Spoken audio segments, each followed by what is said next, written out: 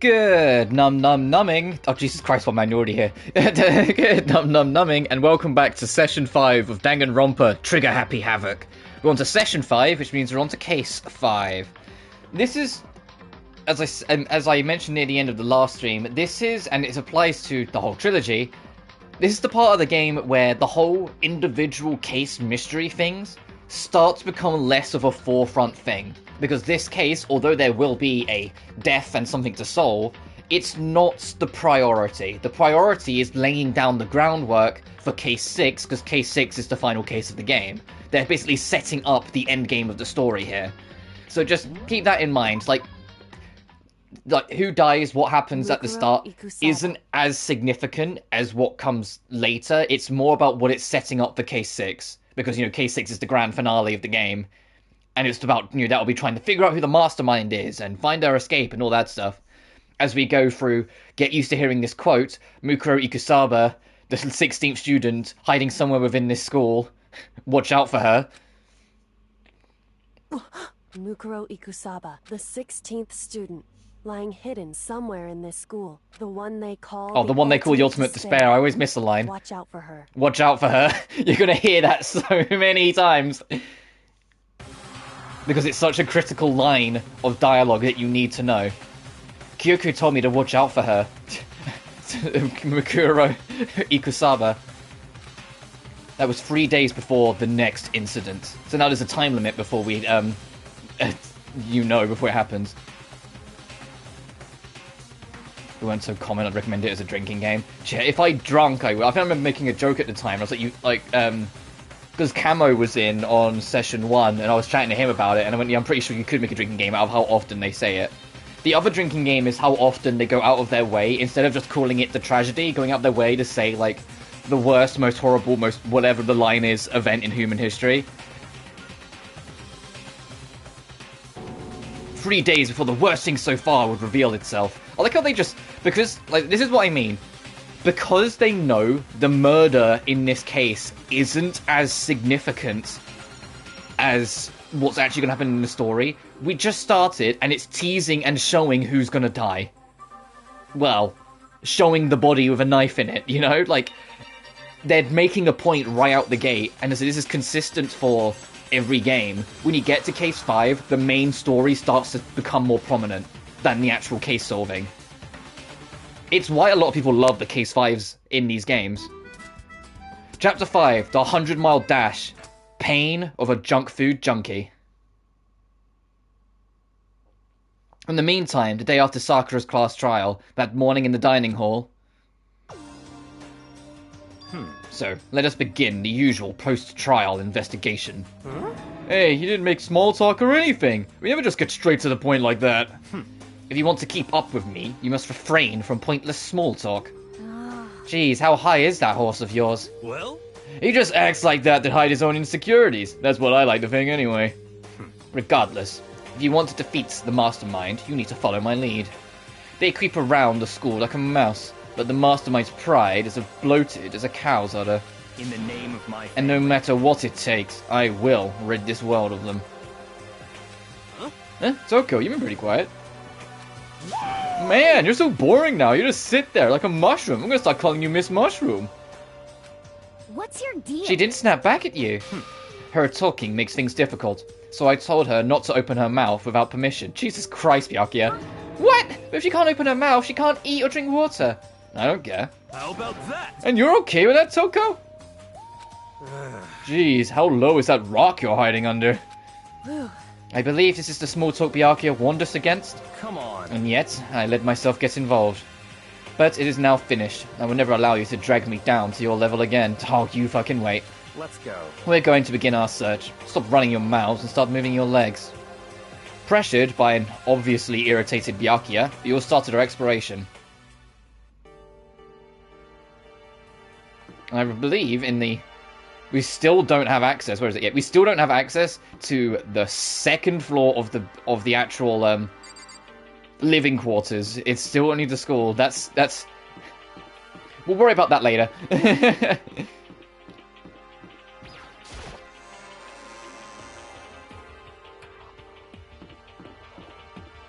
But yes, as the trend continues, a new floor is open. The 5th and final floor of the actual Hope's Peak Academy is now available to us. And using both the 4th floor and the 5th floor, even before case 6, you can start to deduce at least some smaller details about some of the cases. And about what's actually going on. You won't get everything, because I can't stress enough, the Danganronpa series really like to just throw curveballs at you when it comes to case 6 about what everything actually means. But you will start to get an inkling to a few details. Like, this room is important for solving the final mystery, and this room is important for solving the final mystery.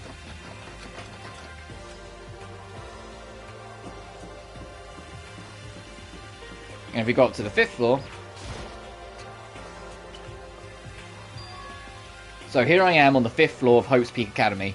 The 5th floor has been opened up to us, and it's totally different from all the floors we've seen up to now. For some reason it feels unpleasant. There's like 3 rooms here that are also super important for like solving the final mystery. The first one is actually that classroom. The second one is that room way over there. And the third one, I believe, is this room. But let's check everywhere else first. As I said, I'm getting ahead of myself. We're on case 5. These are like case 6 important rooms. Hey, Kyoko. Well, Kyoko told me yesterday. What the heck does it mean? Oh, here we go again. Mikuro Ikusaba, the 16th student, lying hidden somewhere in this school. The one they call the ultimate despair. Watch out for her. I warned you. They bring it up a lot. Kyoko, I'm not going to say anything. I can't say anything. Kyoko narrowed her eyes. Her gaze darted up to the surveillance camera. Hey. You understand why, right? She was trying to tell me that whatever it was important. The mastermind could not find out. But how did Kyoko get her hands on information that could be that important? So then... We're finished here. She made very clear that our conversation had come to an end. And just like usual, I didn't understand anything better than before.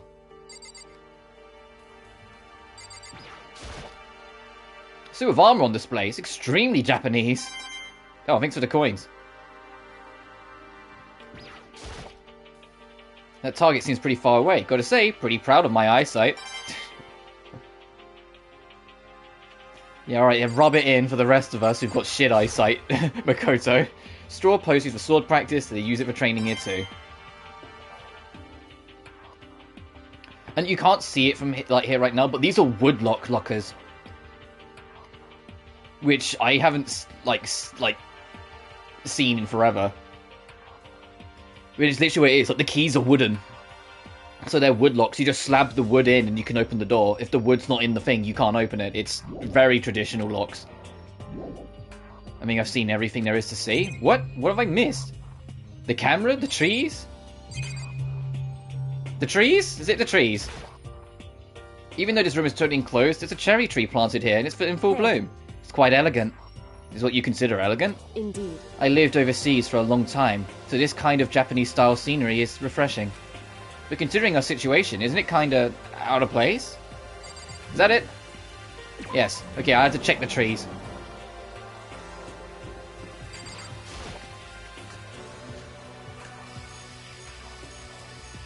Jesus Christ, the size of that plant. Oh, right, this shit that's important, right. Yo! Oh, they're not a hero. There's something behind hero, and I can't stress enough. Of all the things you have to pay attention to, this is one of them. But not, like I said, not what he's going to say, but we're going to check afterwards. At first I thought I saw blue skies, but it turns out they just painted the walls and the ceiling. You know? Oh, but the plants are all real. It's been a while since I smelled vegetation. It helps me relax. What the heck? That's not what you're thinking, is it? Huh? Why? Is that bad? Don't you get it? Don't you realize the true horror of plant life? It's there, just beneath the surface. Beneath their calm exterior, they're waiting. Always watching and waiting.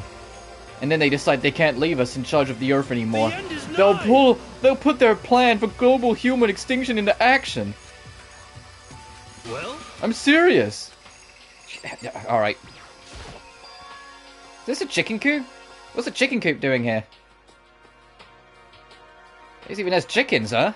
They're just regular chickens. Like, they don't eat people or like bombs instead of eggs or something crazy like that. Makoto, you're turning into hero. You seem safe. Yeah, there's 1, 2, 3, 4, 5 chicks. I like how you can investigate each chicken. It's a chicken. I'm not gonna, like, lay a bomb, is it? I'm expecting it to be fed like human, is it? I like how he's paranoid that all the chickens could be bad. This thing is really, like, right, like, I can say that for sure. It's a chicken. It's really alive, right? No mistake? Like, he's still doubting himself. It's a chicken. Doesn't have, like, a second form, right? It's just Makoto, shut up.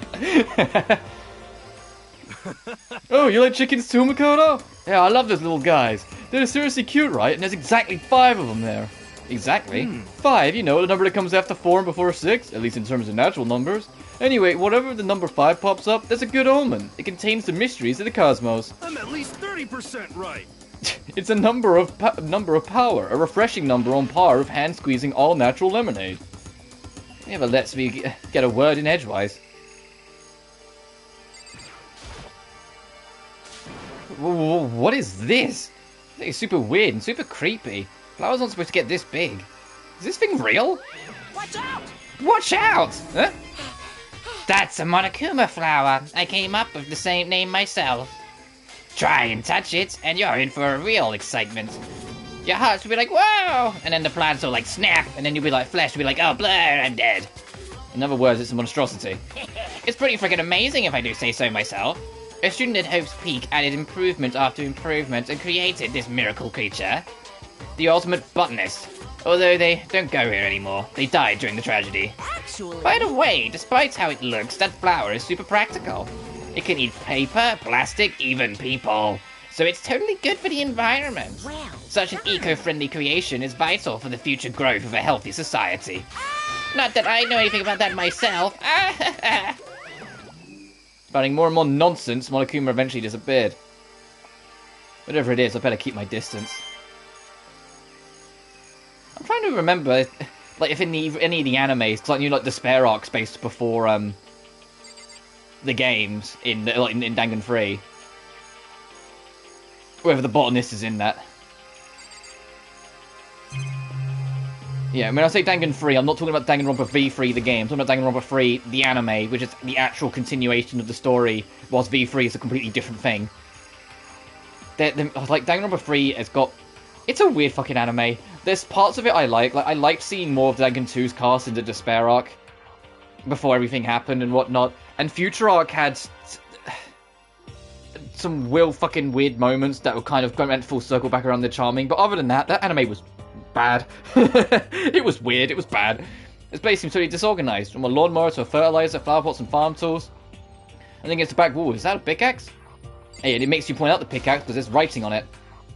Yeah, it's like carved in the handle of the pickaxe. Crazy diamond? I feel like I remember seeing that somewhere. Yeah, you do.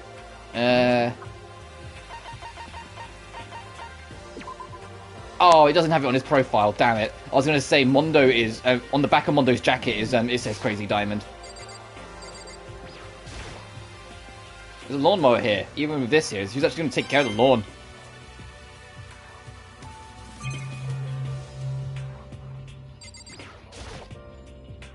What kinds of gardening tools here? Are they trying to get us to become self-sufficient? No, let's be real. These are all potential murder weapons, Makoto. Including these. Especially the flower pots.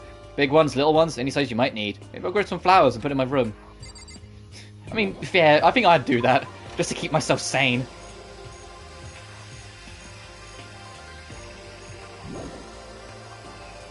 You haven't seen everything there is to see? What haven't I seen? I've looked at the plant, I've looked at that. This is just the camera, isn't it? Where? It's Venus camera? I mean, it's absolutely everywhere. How many cameras do you have in place anyway? Oh, this! There's some kind of control panel set near the wall. Does it control the air conditioning or something? It's for the sprinklers. Sprinklers? Yeah, it controls the sprinklers in the garden. The sprinklers are set to go off every morning at 7:30. Keep that in mind. Don't you dare change it without permission. Of course, the setting panel is locked, so you couldn't change it even if you wanted to. So that means the sprinklers go off at 7... Oh, that's Makoto talking. Just imitating Monokuma, like getting in his good books. So that means the sprinklers go off at 7:30 AM every morning? Yep, you got it. It's super user-friendly, which sucks. So, if you get here too early, you get drenched, so watch yourself. But you're not a little kid, right? You're too old to go running through sprinklers anyway. Or do you have some kind of water fetish? I'm gonna go tell everyone! Anyway, now we're done. Alright, time to investigate this hell. I think this room, like, genuinely caught me off guard. I'll talk to Hina first. This floor feels different compared to all the others. I'm not sure what it is. Some reason for that? I hope it's not anything too creepy. She says next to this hell. I'm pretty sure this is the room, right? This is the one where it's like absolutely fucking... Yeah, this fucking room. I remember going, what the fuck on my first playthrough? What the hell is this? The grotesque horror of the room struck me hard and fast. And you know what really stands out the most with this room? Is that the blood's not pink. The blood's blood. So it like really is striking. And the game's justification for this, the reason why the blood is red, is because it's stained and it's been there for a while.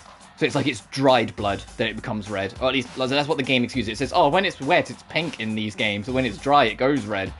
Which is their way of basically trying to get away with not having red blood that much. Oh, I thought it was bad enough. What I smelled. It was sour, pungent, impossibly rank. It smells awful, doesn't it? It must be at least vaguely familiar to you. After all, you've been around your fair share of corpses. Are you saying? It's the smell of death, their flesh and fat and blood.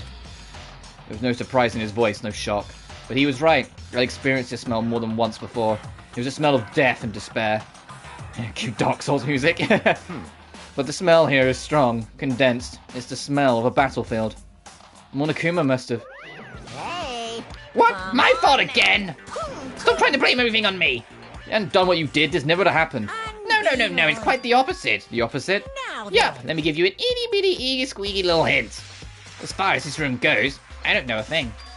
I just left it exactly how I found it. What? Yes, indeed. How's that for a hint? Better than those stupid hints you get from NPCs in those mean old RPGs. But it's a pretty scary, huh? Blood all over the walls and junk. In the outside world, people die bloody gruesome deaths every day. So it's not really a big deal. Just keep your chin up and keep on living, soldier. What's he talking about? You just left it the way you found it? What's the meaning of all this?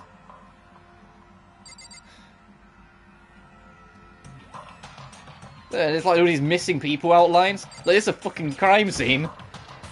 There's blood all over the place. I want to shut my eyes forever against such a ghastly sight. It appears all the blood stains are dry.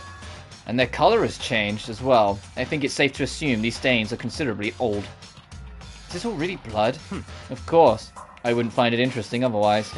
And it is interesting, I assure you. What on earth happened in this classroom? Seems like he's enjoying himself. No way I can keep up with someone like that.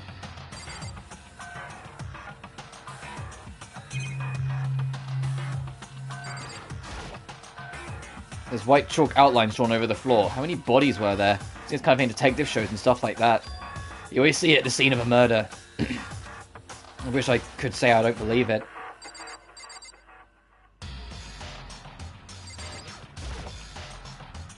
Byakuya, about what Monokuma just told us. It's like, you know, I'm not even here. He might be lost in thought. Is he really thinking this hard, or is he just flat out ignoring me?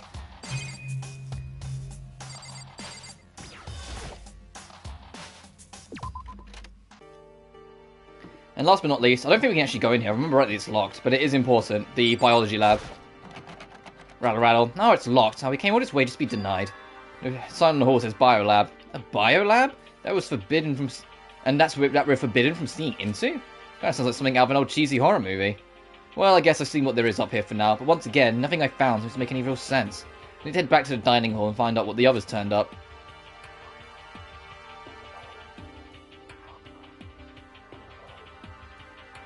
One after the other, everyone made their way to the dining hall.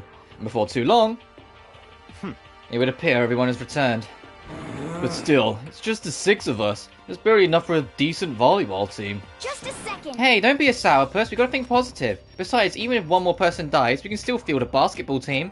Hey. That's like reverse positive thinking. Anyway, there's no time to be depressed. For the sake of everyone we've lost, we have to do our best. Can we stop all this group hug nonsense? We need to find out what everyone discovered. Yeah. I checked all the windows on the 5th floor, front and back. This used to be Sakura's job, but anyway, no dice. There are metal plates on all the windows, just like everywhere else. Correct. which means no chance of escape on the 5th floor either. Yeah, to be fair though, if we broke out a window from the 5th floor, that'd be a hell of a lot of work to try and find the pieces to make a rope and get out of here without the mastermind noticing. Just a thought. So, But when I was looking around, I realised something about the layout of the school. What exactly did you notice about it? Just a second. You took a good look around the 5th floor yourself, didn't you, Makoto? Why do you ask? So then. Because if you did, you would have noticed the 5th floor is lacking something every other floor has.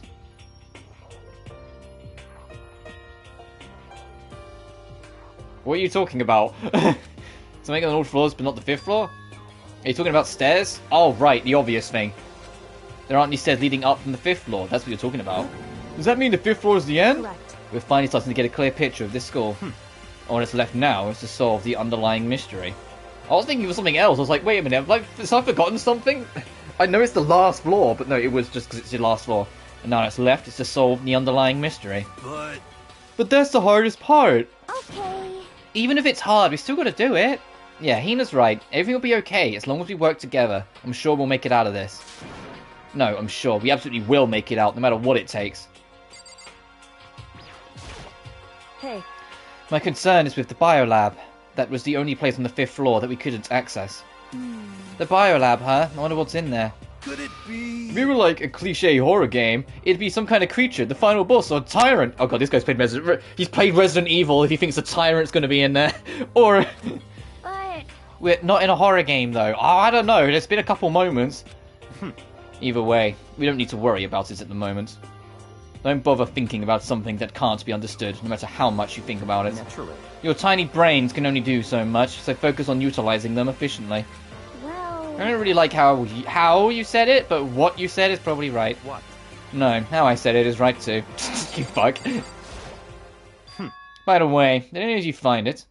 The other strange room on the 5th floor? Well, no, strange is a massive understatement. The smell of flesh and fat and blood. The white outlines of countless corpses. And it was more dreadful than anything I've encountered here so far. What the hell are you talking about? The smell itself was horrific, far beyond any normal murder scene. Every body smell concentrated. God, I'm glad I didn't see it. I feel like I'm going to barf just from hearing you describe it. But I mean, what the hell happened in that room? So in other I can only words, think of one thing. A large group of people died right there in that room. Yeah, you think? A bunch of people were killed in there? Stop, seriously, I'm going to throw up. it can't Perhaps that's what was meant by the biggest, most awful, most tragic event in human history. Take a shot. Huh? You're thinking the same thing then. My theory is, the mass murder that took place in that room is the incident said to have happened a year ago. The awful scene in that room. That was the tragedy that happened a year ago. Oh, if only. That was a piece of the tragedy. Precisely. The tragedy is another name for the genocide of the student body of Hope's Peak Academy. If that's true, it's all clear. that would explain why Hope's Peak was forced to close its doors. Hey. I mean, I guess it all makes sense, but it's all just so awful. Not just awful, like super awfully awful. They're right, it's beyond awful. It's terrible, tragic, hopeless, but still. How is it not one of us ever heard about something like that happening? Does that mean they really did cover it up? Toko, are you still on, like, no permission to talk? Hey, Byakuya, it seems like Toko wants to say something. What? So, what are you telling me? Hey. Well, because you told her to zip it or whatever. I'd forgotten about that. Jesus, man, I know you like torturing her, but come on. Well, Toko, you want to envelop us all in your putrid breath? I won't stop you. You honor me, master. And don't worry, I took care of the odor problem. Seriously? You're just gonna take it? Shut up and don't interrupt when master and me are talking. Okay, so what did you want to tell us? Well, I was in a classroom on the 5th floor and something caught my attention. It was this. A knife? What have you got in your hand? A knife! No! Whoa, that thing is huge, like Rambo size. What? It's a survival knife of some kind. But what was it doing in a classroom? How would I know? Very What are you going to use that knife for? What are you planning to do to us? I'm not going to do anything, I just picked it up. I didn't want a knife just laying around. How about that? I'd rather it laying around in the hands of a serial killer. Don't compare me to her. I'm nothing like her. Listen, more important, now that we have the knife, what are we going to do with it? No? We can't let Toko keep it, that's for sure. We don't know what she might do. What's your I don't problem? want it anyway, it's too dangerous. So what to do? So then, Why don't you hang on to it, Makoto? Me? Me? Oh yeah, I totally trust Makoto to take care of it. Okay. And then that's that. Hold on, did I get a say? all clear It just shows how much they trust you. You should do as they ask. Are you sure it's trust? Well, it's just using me. Okay, so here you go, Makoto. Here's this bigger than you knife, probably. Imagine like I already said yes. Especially because Makoto's like, what, 5'3"? This knife's pretty gargantuan on this poor man. Fine. If there's nothing I can do, I'll just keep it in my desk drawer for now. Anyway, that's all I wanted to say. Hey, Toko. Beth? So sorry. I'm sorry it stings. I'm sorry. That's fine. You made a valuable discovery. Good job. Huh? Huh? Did Master just praise me? Hey, good for you. I'm just dreaming. I must be dreaming. That I would ever experience such a dream. I feel strange. So strange. Oh god, I'm not... Whenever I look at Toko these days, it makes me feel sad. It was just like, Jesus Christ, this woman. You know? Well, there's a big garden up on the 5th floor, and I found more than one thing to be worried about. There should be a large pond and a chicken coop. Oh, I know what I was going to say, but a tool shed. Monokuma said it was called the Monokuma flower. Even touching it seems dangerous, so you have to be careful. Serious. Totally a man-eating plant. I'm pretty sure it's different from the one that lives in the pipe, though. Anyway, that thing must benefit from the sprinkler system as much as everything else in there. Oh yeah, apparently the sprinklers come on every morning at 7:30 on the dot. Oh yeah, remember that. You don't want to get drenched and catch a cold. Yeah. Well, you don't have to worry. They say idiots never catch colds, you know. Of course not, because idiots never get wet. I think you're thinking of ducks. Starting to worry about you, Hero. Can you tell me what 10 plus 10 is? Hey, come on, I don't always have to call me dumb. I may have been held back 3 times, but that doesn't make me stupid. But it makes you happy, I'll answer your dumb question. So, what was the question again? Don't worry, you just answered it.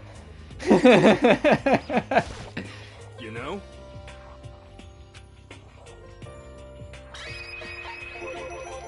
There was a bunch of chickens in the chicken coop, right? That's right, 5 chickens. I love chickens. Let's raise them up big and fat, and then we can make fried chicken. Or barbecue. Decisions.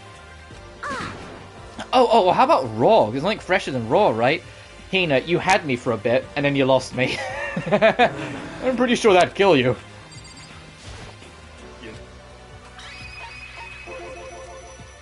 You noticed it too, huh? Pickaxe? What? What about the pickaxe? Well, there was a pickaxe in the tool shed, and the words Crazy Diamond has been carved into the handle. Haven't we seen that phrase somewhere before? Crazy Diamond?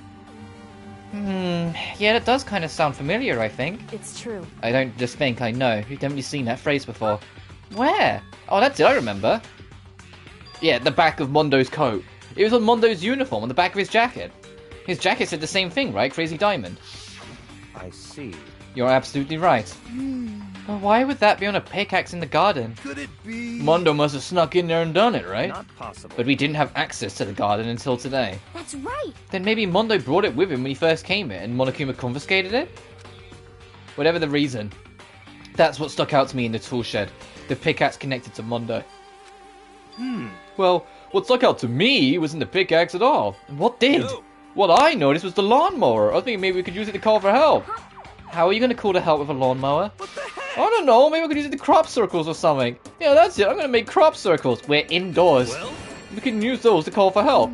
What the heck happened to you? You weren't like this in the beginning, you know.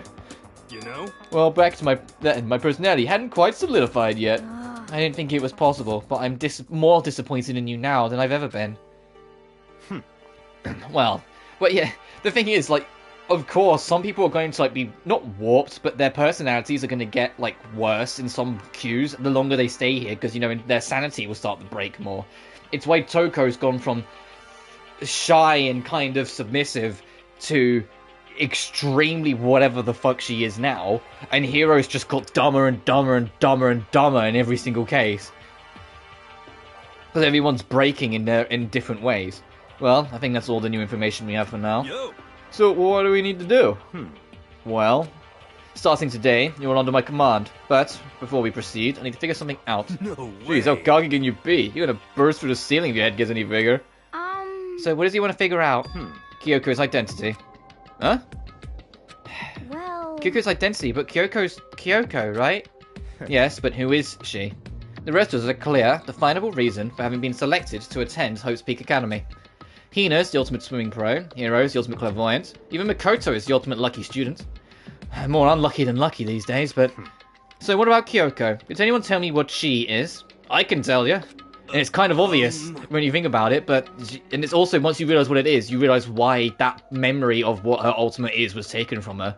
Yeah, you mentioned it, it's told us. Well, Kyoko doesn't really like talking about herself anyway, right? It's not a matter of what she likes or doesn't like, it's a matter of trust. Can you trust someone who's unwilling to reveal their true identity? We need to avoid raising any more unnecessary suspicion. So, Kyoko, it's time you told us. I can't. What? Why wouldn't you tell us? Wrong. I didn't say I won't. I said I can't. What the heck? What do you mean? So... Because I don't remember. What? I have no memory of what I am. You have no memory? You mean... amnesia? What? If I thought you had a sense of humour, I'd say you were joking. But if this is a joke, I'm not laughing. You can't be serious right now, can you? I knew you wouldn't believe me. That's why I didn't say anything. However... But it doesn't matter. Either way, the truth will make itself clear before we're done. What? So you have no intention of telling us? Then I can no longer stand by and do nothing. Hey. What are you going to do, torture me? Nothing as barbaric as that. It's all clear. I will simply limit your options. I can't allow you to engage in any further suspicious activity. What? Limit my options. Just Give me the key to your room. But if she gives you her room key, she can't go to sleep in her room. She'll be breaking a school regulation. You're gonna put a fucking time limit on the woman. Because the moment... Yeah, because it's actually a school regulation. If you fall asleep outside of the classroom, it's punishable. Outside of your bedroom, sorry, it's punishable. So you're literally putting a death timer on Kyoko for as long as she can stay awake. And if she doesn't want that, she'll talk. It's easy. What you have to do is tell us about herself. Just hold on, a threat like That's that... fine. Fine, I understand. Good. You're finally in the mood for conversation. Without saying a word, Kyoko walked right up to Byakuya and held out the room key to him. It can't be. You damn fool. Why do you refuse to talk? Because... Whether I want to or not, I can't. All I can do is keep telling you that. So, Maybe she really did lose her memory. You really think about it, doesn't sound totally impossible. This is the worst school ever, where only the worst stuff happens, right? Amnesia would fit right in. However... The worst school, only the worst thing happen? Do you really mean that? Huh? Hey, Can you really be sure that life has been filled with only the worst things? What do you mean? Perhaps I've said too much. Yeah, Kyoko is like, hey, I made a friend here. Fuck all of you guys. It's not the worst thing ever. I made a friend. Makoto's my friend. He's mine. That's what Kyoko is like. It's like, it really wasn't the worst. I got my boy. Takes him away into the shadows. Kyoko then turned her back to us and without a word began to walk away. On. Where do you think you're going? goodbye. Don't worry, I'm not going to do anything to harm any of you. Those were her last words as she left. Kyoko's last words. The dining hall was silent. The only sound was the door opening and closing as Kyoko left the room. You know what I would have done at this point if I was Makoto? And this keeps happening where I say if I was Makoto I would have done this and then Makoto just doesn't do it. I would have put my key on the table too. I would like in stubbornness. I was like, all right, Byakuya, you're gonna be a bitch about it. You're gonna hurt everyone then. You know, you literally just had this whole conversation about uniting as one at the end of the last chapter, and now you're being a dick again. Here. Either that, or I would have out loud nullified Byakuya's point by giving my key to Kim Kyoko. You know? Or, just saying like, hey, if you need a room, just knock on my door. Either or. Anyway, the sound was the door opening and closing as Kyoko left the room. What's her deal? but I think you went too far taking a room key like that. For her, that wasn't far enough. Or maybe she gets off on the attention. I can't believe her. Enjoying getting yelled at. Stop talking. You're getting noisy again, Toko. Come on. Sorry, I still can't. I can still hear you. The sound of your breathing or your heart beating, it grates on me. Hey. Are you telling her to die? I mean, I know how you feel, but... Well, what's Kyoko gonna do? Plus, this situation is just like before. So different from anyone side accusing Sakura. And I'm no different either. I still can't stop anyone. Whoa! What the hell? Why are you yelling all of a sudden? Cause look! How long have you fucking been here? It's you! How long have you been standing there? I'm very angry. Angry at what? At the thief! Yes, that's right. I'm very sad to have to tell you there's a thief in your midst. Huh? What? My precious! They stole it! Your precious? Teacher had such faith You're- in you. And this is how you repay me? With betrayal? Reality is filled with so much hardship, isn't it? No wonder people run away into their fantasies. But what the heck is your precious? Shut up! I've already get stuck in a hiring freeze and die penniless on the streets. Fuck, that hits close to home. But Monokuma, fuck. And he's gone. What the heck was that all about? So, There's something about his precious getting stolen. Anyone have any idea what that might mean? It likely has something to do with Kyoko. Huh? Who else other than her would be willing and able to steal something from Monokuma? Did Kyoko really steal something from Monokuma? If that's true, what was it? And why did she do that?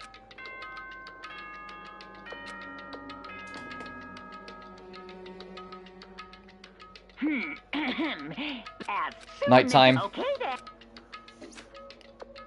Uh-oh, we need to get out of here. You know? You can talk about this more tomorrow, about Kyoko. However, after what just happened with Monokuma and Kyoko, I feel like there's something in the air. Yeah, it's called your terrible attitude. I would suggest you take extra precautions tonight. Stay in your rooms. Don't go wandering around. well, Not that we need you to tell us that. Goodbye. Well then, let's disperse. I'll see you all tomorrow.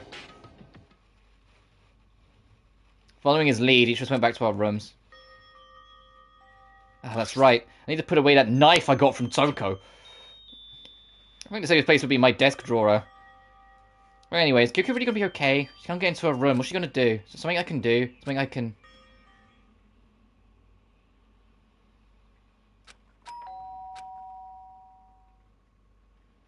Huh? What? Huh? Like my eyes realized I'd fallen asleep without realizing it. But more important, did I hear the doorbell? Kyoko. I'll be waiting for you in the dressing room. See you there. Hey, wait, Kyoko! Without acknowledging me, Kyoko disappeared into the depths of the darkened hallway. I know we're not supposed to go out during nighttime, but I can't just not go. 2 nights on the trot, this poor man has had disturbed sleep from Kyoko. Hey, Sorry for asking you to meet with me so late. It's okay, I'm used to it. correct. Indeed. So then, Well then, let me get straight to the point. It's something you can't talk about in front of the surveillance cameras, right? So does that mean, does this have something to do with whatever it is you stole from Monokuma? Monokuma told us earlier that someone had stolen something from him. Was it you? indeed. That's right. So I was right. But what did you steal? So- I stole this. A key? But looking at it, I could tell it wasn't just any key.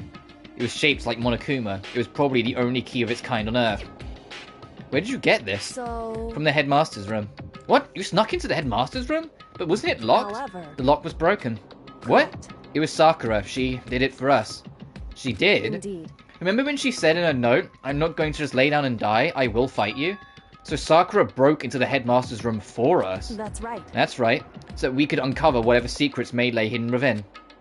She did that for us? She violated the school regulations to help us. She'd already decided to die, so that was our last act to defy the rules of this place. Indeed. I noticed the room was open after the class trial was over yesterday.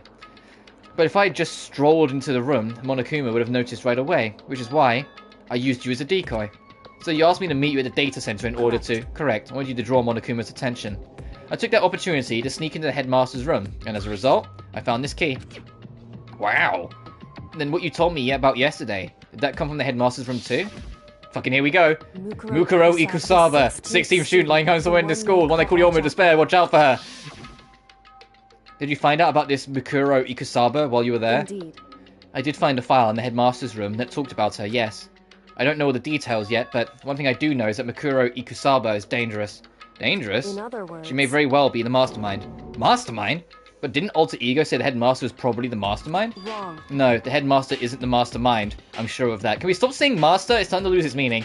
What? I don't have proof yet, but I have no doubt I'm right. It's such a strong statement about proof. That's not like Kyoko at all. But if it isn't the headmaster, does that mean Mukuro Ikusaba really could be the mastermind? Anyway, this key is one big opportunity we've been waiting to get our hands on. Now that we've grasped it, we can't let it go, can we? Sure, but I mean, what's this key even unlock? so... I don't know yet, which is why I need you to draw Monokuma's attention again, while I go and find out. Wait, you're planning on sneaking back in again? You can't, it's way too dangerous. And you want me to draw his attention, but you don't actually know there's just one mastermind, right? There's more than one person watching Is us. that right? But they didn't catch on last night, right? Maybe we just got lucky. Hey, Or maybe the mastermind can't monitor us and control Monokuma at the same time. Huh? Like I said, we didn't get caught last night. And as you said, maybe it was pure luck. Which is why we're going to run the experiment one more time. And if we are successful again, then what may have just been a lucky guess will be proven true. As Kyoko talked, she was as calm and collected as ever. I couldn't help but just stand there and listen. Hey. If it's true that the mastermind can't watch us and control Monokuma at the same time, then there would have to be a period of time where the mastermind is vulnerable. What we need to do is find out for sure if that's actually true and if we can exploit it. Maybe, but no matter what the reward, the risk is just too high, and I think what might happen if we fail. Why is that? I don't think you need to worry all that much. After all, with minimal restrictions, you're free to explore Hope's Peak Academy at your discretion. No restrictions have been placed on our efforts to solve the mystery. Am I wrong? Even when I took the key, I didn't break any rules as far as I can tell. But if the mastermind decides to do something, all the rules in the world won't matter. He could just kill us without a second thought. I see. I see. In that case, even if the plan fails, we'll still be able to prove or disprove this hypothesis. Correct. What? In a moment of crisis, will the mastermind break their own rules or adhere to them no matter what? In other words... In other words, we gain something whether we succeed or not. So there's no reason not to do it, right? Yeah, but if it turns out they will break their own rules, we're all fucking dead. But If you spend all your your time trying to avoid danger, you'll never move forward. The reason why this line is voiced is because if you don't pay attention to this line, I can't stress enough, you'll get the bad ending. This is the only Dangan game to have more than one ending. There's a good ending and a bad one. If you have to be willing later in the game to put yourself in harm's way, and if you don't, you won't get the good ending. And that's why that line's voiced, because they want to beat it into your head. Put yourself in danger. Be prepared to do it, otherwise you won't get the good ending. I'll point out the exact moment when we get there, but still. We know the danger, but if that risk means solving the mystery, we have no choice. Hey. Am I wrong? In that moment, I finally realized. I'd never seen the slightest hint of fear or despair in Kyoko's eyes. Her gaze was firmly fixed on the mystery ahead, and the enemy standing before us, and with that in view, she just smiled. I can't change how I feel, and wouldn't if I could. Then Kyoko took something from her coat pocket and held it out to me. What's this? It's true. Consider it a symbol of my determination. Don't open it yet. Only open it if something ever happens to me. Something happens? However... I'm not planning on dying, but there's always a chance of it. And a death without meaning is unappealing. Hey. Please, I want you to hold on to it for me. Fine, I'll hold on to it, just because you asked me to. But I'm going to give it back at some point. You can be sure of that. Indeed. Yes, of course. Hey. Oh, and one more thing. You can't tell anyone else about what I've discovered, because there's a chance the mastermind might find out, right? Indeed. Well, there's that too. You mean there's something else? Well... It's nothing. Forget I said anything. Can't just forget that easily. So then... Okay then, shall we begin? Makoto. I'm counting on you, Makoto. I have to get Monokuma's attention, right? Well, I'll give it my best shot. I'm going to go on ahead. The rest is up to you. Her curt goodbye was no different from any other time. And like every other time, she moved at a brisk pace as she left. What wasn't like every other time was the sudden knot I felt in my stomach as I watched her walk away. Yeah, if someone gives you like their last will and testimony and says, alright, I'm going to go do something, don't open this in case I die, you're going to, and then they turn around and start walking off, you're like, what the fuck are you about to do? No, everything's going to be fine, I know it, because it's Kyoko. Talking to myself helped shake off some of my anxiety, and then I got to work. Okay, let's do this. Hey, Monokuma! You can see me, right? Get out of here! I got a bone to pick with you! Then a few moments later... Monokuma! Well, this is a surprise. You being the one to call me out. Hey, by the way, Huh? what were you and Kyoko up to? Going to the bathhouse, just the two of you in the middle of the night? Definitely a hot and steamy moment, wouldn't you say? So warm and wet, so wet and warm. Oh, I bet you guys Removed to conform with local and international censorship laws. all over her. Oh no, the implication of just leaving all over her at the end, didn't you? We're gonna talk, huh? Sure, I get it. Well, whatever. Unlike you, I have absolutely no interest in late-night bath scenes. Because I like to maintain a healthy life of observation far away from X-rated exploits. So is that why there's no surveillance cameras in the bathhouse? Wow. Bullseye! Maybe it's because the lens get all fogged up. Or maybe it's just because the lens get all fogged up and you can't see anything anyway. Sounds like that's the bullseye to me. You need some? Anyway, You went to all that trouble to get me out of here, so what do you want? Well, there's something I wanted to confirm with you. Say what? Whether I'm a mademoiselle or a dude fella? We know you're a mademoiselle. I mean, I know, but still. Actually, In the Bear Kingdom, there is no male or female. Actually, there is. Seriously? my And what am my entire existence? That's enough. Oh, I'll get stuck if I think about it too much. So, what do you want to ask me? Well, you told us earlier that your precious have been stolen. What's this precious of yours? What are you? Listen, I'm sure this is a silly question. No way's possible at all, but seriously, what you dragged me out here to ask me? You gotta be kidding me. You gotta be 100 megaton freaking kidding me. You're not gonna ask me useful? Like how to get the best honey? Or earth sign breeding tips? This is just crazy! All these pubescent teen boys as nutty as you. What the heck? God, you're annoying! Fine, I'll tell you. It was a key and that's it. What was that second thing? It's a blank, stupid. A secret. Fill it in yourself. Oh, excuse me. Monokuma's voice goes straight to my gut sometimes. Sorry about that. Fill it in yourself. Making me trudge all All the way out here for you. I'd like to see what's going on that brain of yours. And the next time you summon me for something so stupid, open up your skull and find out. More than a few swear words, Monokuma stormed off. I hope I kept him distracted long enough. No, I can do is wait and hope Kyoko makes it out okay. No, she'll be fine. It's Kyoko after all. I'm sure she's fine, right? Guys? I went back to my room and laid down, doing my best to settle my nerves and get back to sleep.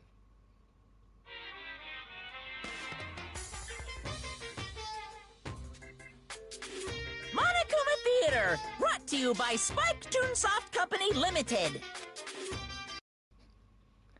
What? What? What? I forgot about that one.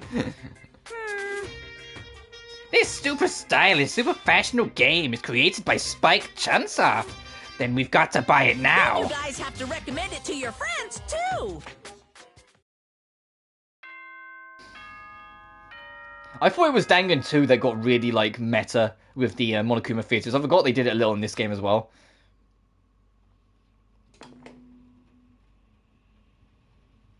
Like, I think one of the Monokuma theaters, either in this game or the next one, literally says, hey, if you're borrowing this game and you're enjoying it, why don't you go out and buy it? If you're borrowing this game from a friend, why don't you buy it? I was like, oh wow. Like, I can't remember if it's this one or the next one, but one of them does it. They get real fucking, like, meta with it. Good morning announcement.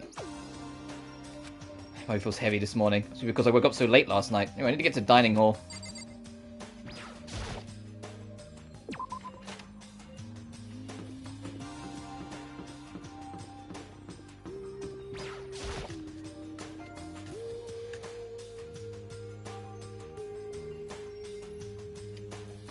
What? You're 1 minute late, Makoto. How do you explain this? Jesus Christ, is Taka back? So, I'm not feeling so great today. What's your You think a tight excuse is gonna work? Huh? You allowed to talk again? I don't recall giving you permission. I just thought, I mean, since the day has passed, maybe we reset. Sorry, please don't hate me. Whatever my punishment is, I'll accept it. I'll hang a sign on my neck that says bad girl. I'll clean the bathroom with my toothbrush. If you stop making disgusting comments like that, maybe I can forgive you. Thank you. I'm making any more disgusting comments, I promise. If you do, you can stuff my mouth full of trash. As long as it's you and no one else, I don't mind. No you, she's disgusting to the bone. So, Anyway, where's Kyoko? I haven't seen her this morning. Could it be? Not cool, this is worse than being late for lunch. For a date, for your wedding, for anything. Maybe she's mad about what happened yesterday and she's not going to show up anymore. Can't tell the others why Kyoko might not be here. The best thing to do right now is just keep quiet. Very strange. Whatever her reason, I'm curious to know what she is doing. I know she's not in her room, so... You know? Oh yeah, you still have her key, right? What's this? Ah, you're looking for Miss Kirigiri? Oh, what do you want now? Hey, I'm right? You're wondering where Miss Kirigiri is, right? Do you know where she is? Well, it's hard to say. Huh? You don't know either? What? It's because he doesn't know. That's why he's here, to try and prod us for information. uh-huh. Hey, don't you hate it when you ask someone what their favorite movie is and they name some indie bullcrap? This is I feel like I'm very getting whiplash the suspicious. way he changes subjects like that. Thank goodness, it was like Monokuma really didn't notice. So I guess our plan went off just fine last night. Which could mean Hey, maybe the mastermind can't monitor us and control Monokuma at the same time. Could she have been right about that? Hey, So, was I right? You're looking for Miss Kirigiri. Any idea where she might have gone? We have no idea. what the heck? And if we did know, we wouldn't tell you. What the heck? We're serious. I see. Well, fine, whatever. I don't care anymore. Sayonara, suckers. As soon as he was gone, we all glanced around at each other. So, what was that just now? Does that mean Monokuma doesn't know where she is either? It would seem that way. You know? Where the heck could she have gone? Do you think we should all go look for her? And how would you suggest we approach that task? Even Monokuma can't seem to locate her. Very suspicious. How can he not know where she is? Yeah, totally. So strange. Goku must have used that key to sneak into some unknown part of the school. But somewhere even Monokuma wouldn't notice? Where could it be? We spent the rest of breakfast talking about where Kyoko could have gone. Afterwards, we returned to our rooms. You're gonna make us do 3 times now? Oh my god. Breakfast didn't help me feel much upbeat, that's for sure. I feel like there's more to me just staying up late last night. Yeah, hint, hint. This poor man's coming down with the sickness. He's getting there. He's not sick yet, but he's definitely coming down with the sickness. He's getting there. This chapter is your absolute final free time events, by the way, so make the most of it. You never get free time events in chapter 6. Heck, some of them you don't really get it in chapter 5 either, but that's besides the point.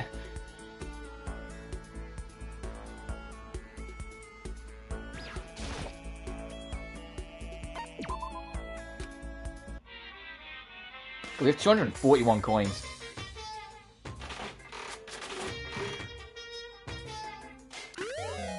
Oh, fucking god damn it, who just started? Come on.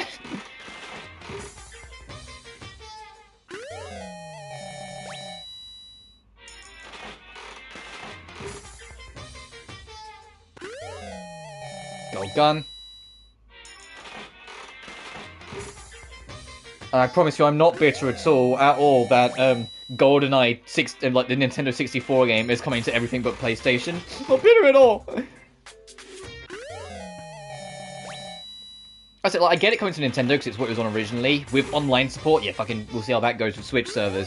And of course, it was a Rare-made game, and Rare's owned by Microsoft, so it getting an Xbox release as well also makes sense. But it's just like a tiny part of me that lives in Hopeville that's just like, man, wouldn't it have been nice if they put it on everything? I would love to have gone through GoldenEye again. That game was fun. You know what is crazy? If you can set it up right. If you haven't done it before, emulate GoldenEye or Perfect Dark, the other rare first-person shooter from the N64 era, and get it to work with your PC and mouse. The game, both of those games transform if you have a mouse.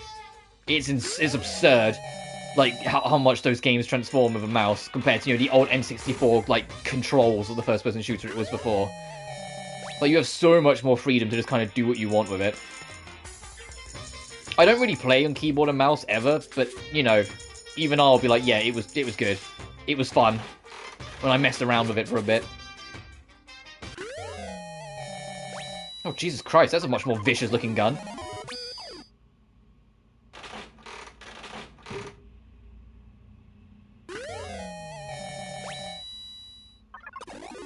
Oh, damn, okay.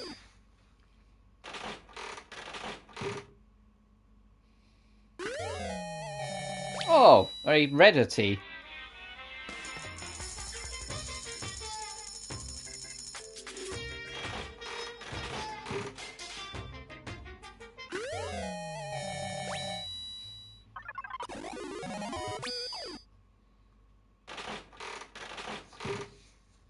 What? I still think we haven't got Man's Fantasy, which is a rare item that you can get that triggers a unique little cutscene in Chapter 3 if you have it. What I'll do, hey, we've only got the flotation donut, nice. So we've got something to give Hina. What I'll do is, as we pick up a crystal goddamn skull as well, what the heck, is, after we beat the game, I'm going to load up my main file, and I might just fire up Chapter 3 and skip to that part so you can see what scene you get, if you have, Man's Fantasy. So there's another scene like it in, Dangan 2, but I'm going to level with you. I probably won't see it, because one of the characters involved in that scene, I know it doesn't bother some people, but for me, we'll just see how it goes. Like, they're like, real young. And like, fanservice scenes are one thing. Fanservice scenes with a character that looks like they're 12. Nah, I'm good, thanks. Because it's not that bad, and there is someone else in it that's better for the eyes to look at, shall we say. But the point stands, it's just for me personally, it's not my thing. I know some people will be like, oh, it's just animation, doesn't matter. And sure, whatever. It's just for me personally, I'm like, nah, I'm good. Anyway, we burned all our coins, so we better have enough things to... Fucking goddamn, I pressed circle too many times. Alright, Hina, where the hell are you? Are you back in the cafe again? That sounds like something you'd do. No? Everyone's up here. You're in the garden. You're in the dojo. I guess that makes sense. And obviously, yeah, you can't hang out with Kyoko anymore. In fact, it's actually kind of hard to max out Kyoko. Because in Chapter 4, you can't hang out with her because of the disagreement you had with her. And in Chapter 5, she's not around. Because in Dangan 2's, like... if you have the man's fantasy, their pervy scene, is that you spy on two girls having a shower. One of them is 18. I mean, they're both of age. It's just one of them, it's the whole lolicon character, where it's like they haven't had their growth spurt, so they look like they're like 12. And they're both like showering each other. It's like just steams covering their bits, sort of thing. You come from, on the other hand, I've sided with that it's just fiction crew. Either way, technically wrong. Yeah. I was like, ultimately, it's... I'm not gonna, like, get into that discussion, like, too much and be like, oh, yes, it's this, it's that, it's this, and that. Ultimately, I'm just in the mindset of, it's not for me. I don't like the stuff, it's not for me. and that's it, sort of thing. Okay. Even inside you have to endure. That's a quote from a famous marathon runner, Samuel Wanjiru. Every person's endurance has a limit. Yeah. I think we need a change of pace. And if it was, like, any other... girl that wasn't her, I would be more like, yeah, sure, I'll show it. Because it's like, I can't stress enough when we get to Dangan 2, of the 8 girls that make up that game's cast, 7 of them are fucking, like, out of the park perfect home runs. Like, they're genuinely, like, some of the best female characters, like, well, I'll just say absolutely in this series, but some of the best female characters around. Like, they're so fun to listen to, so fun to see how they react. Like, the designs are fucking fantastic. It's just one of them that's a bit of, like, the offshoot. That's just like, oh, fucking this girl again. And she's the one that gets the scene. It's the same with the blokes, to be fair. The blokes, of the 8 blokes, 7 of them are out of the park home runs, and there's just one of them that's a little lacking. Oh, if you stand still and go to... Yeah, that I get. We need a change of pace. When I think change of pace, I can only think of 50 laps in the pool. Need my pace of Hina in the pool. You know, I grew a little close today. Would like to give her a present? Yes. Where are the flotation donuts? I can keep this, right? Yay! Hold your stoked. Ah, so hungry. Makoto, help me, I'm hungry. What am I supposed to do? I need food, anything. I don't care if it's a stack of paper, I need food. I need to get more donuts. Just a second. I can't! That's my secret weapon, for emergencies only. If I keep gorging on something with that many calories, I'll get fat in no time. So even she cares about that kind of thing. Well, she is an athlete. But...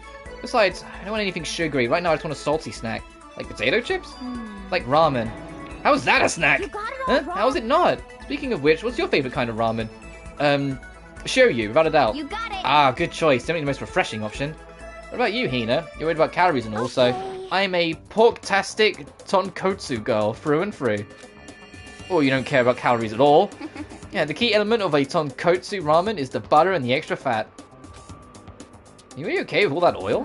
Talking about just making me even hungrier. Maybe it's time. Maybe I can make it to the dining hall.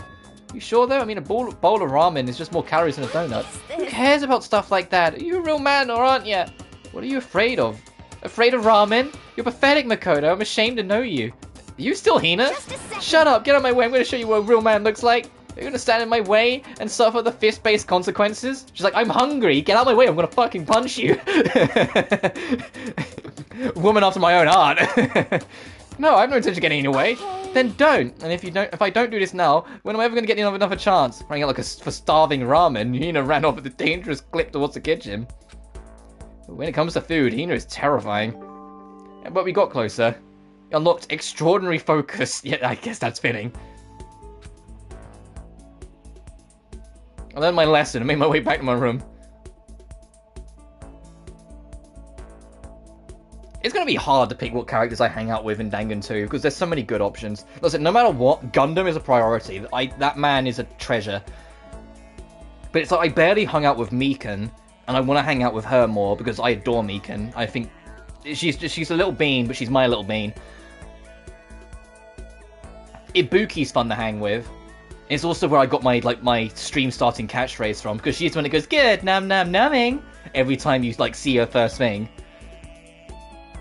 Because Ibuki is I'm not going to start. Every single character in that game, I say 14 of the 16 characters in that game are just I could gush about them all day. I genuinely love them. It's even worse than I did this morning. My body feels like lead and I'm getting chills. It's bad. I think I might be getting sick. No, go hang out with people and get them sick. Maybe I'll hang out with Byakuya. Did I unlock a skill with Byakuya when I last hung with him? Because if I didn't, then I might actually do that. Memes aside. Oh, I did, so there's no way I'm going to get 2 in a row.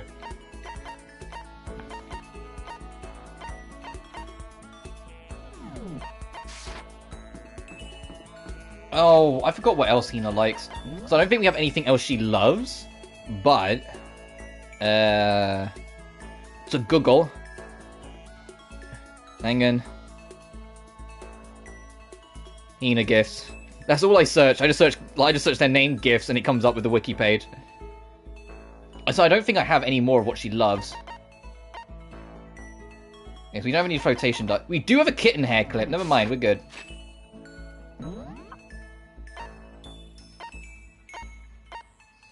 Laundry.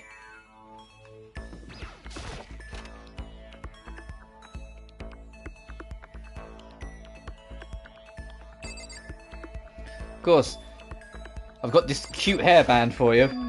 A person's ability is measured by the power they display at the point when pressure is applied. That's a quote from a famous baseball... Oh, we've already heard that quote.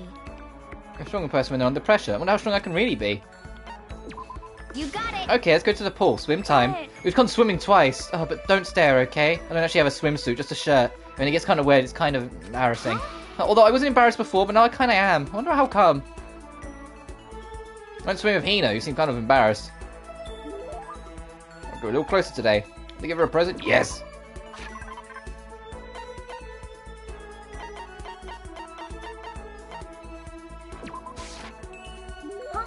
What? I can keep this, right? Right? Yeah, you're just stoked.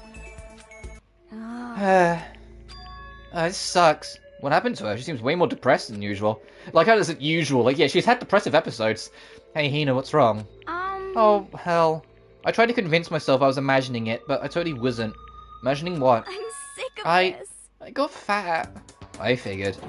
I'm so fat from every angle. I hate it, hate it. May as well just accept it and embrace my new big, fatty attitude. I don't know why I said big twice. My brain just kind of, like, tripped. But what if I just keep getting fatter and fatter and it never stops? It's disgustingly morbidly obese and nobody will want to marry me. This makes me depressed and I'll get even fatter. Eventually I won't even be able to stand up on my own. Oh my god. And then I'll die, sad and alone. Nobody will notice. I'll finally lose weight when my body starts to rot. I think maybe you're worrying a little too much. Besides, as far as I can tell, you look exactly the same. What the heck? You're just saying that. I'm the total chub monster. I'm a perfect circle. No, seriously, I'm not just saying that. Then, I'm still hot? Well, I mean, yeah. Really? I might still make it out alive. I mean, yeah, I'm sure you'll make it out alive. Thank God, seriously, thank God. Okay. But I can't relax now. I'm making an official statement. As of right now, our Sheena is on a diet. A diet? You got it. Just you watch. I'm gonna get so thin, it'll scare the crap out of you. Yeah, it probably will if you get any thinner. You're already not thick. Well, don't overdo it, okay? Don't try and stop me. I made up my mind. And my willpower is rock hard. And now my resolve is even more rock hard. You got it. But before all that, time to get stuffed on donuts. Almost before she was done talking, Hina took off like a bat out of hell. I'm not sure if dieting is really in Hina's skill set. Once we were done, I headed back to my room for a little while. Yeah, how down with the sickness are you, Makoto? It seems like you was getting rough. I'm getting the chills. I feel kind of dizzy. I can't help it, I need sleep. Nighttime wasn't for a while, but I felt my body had reached its limit. So I dropped into my bed. I felt like I was falling into a bottomless pit. I was unconscious before my head hit the pillow. Well, that's not quite true. I didn't pass out completely. It was more like my consciousness went dim. I went back and forth between sleep and wakefulness. Oh god, that's the worst. Oh, I know exactly that. Oh, that's the worst. It's all to say. Oh, why are you in so many layers? You're gonna sweat like a pig. Take some layers off. You've got a... Mako, why are you in bed with the coat, the hoodie, the shirt? Come on. At some point I found myself wandering through a strange dream. And with the dream, a voice echoed across the walls of my mind.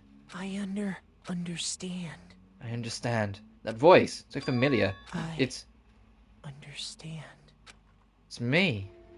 I understand. Good idea, actually. I'm not trying to sweat it out. Understand everything.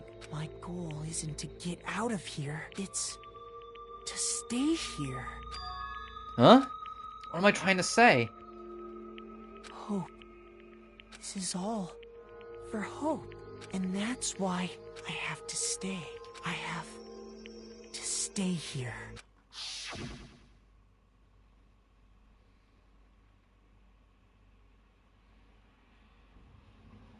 You need to have someone to make sure you wipe dry. Yeah. No, the worst part of me is I remember, like start of this, like I think it was like start of December or end of November. You know when I was like ill for like a few days and and took some time off. That one wasn't nice. That one was like I was freezing cold, would put on like an extra shirt, go to bed or something, wake up in the morning. I was like, okay, I need to change all these bed sheets. This is disgusting how like wet my body is. It was like it was not nice. I think because I'm a bit of a, not a clean freak, but body clean freak. Like, I don't like feeling like I'm dirty and whatnot. And so I just felt like everything in my room had to be cleaned. Like, I was like, I can't stand it. My dream just now. What? So strange. Huh? Oh, Jesus Christ.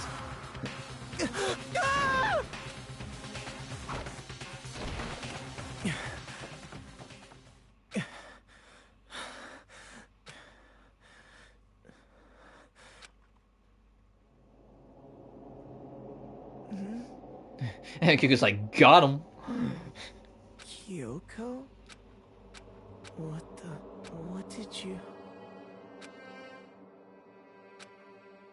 did you say?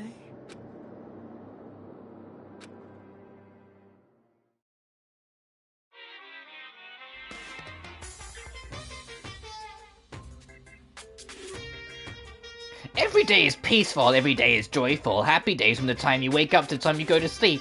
Wishing only for those unchanging, unending happy days. Days of boredom repeating forever and ever. No abnormalities as far as the eye can see. Life without the tiniest speck of abnormality. If we're like that, I'd consider that pretty damn abnormal.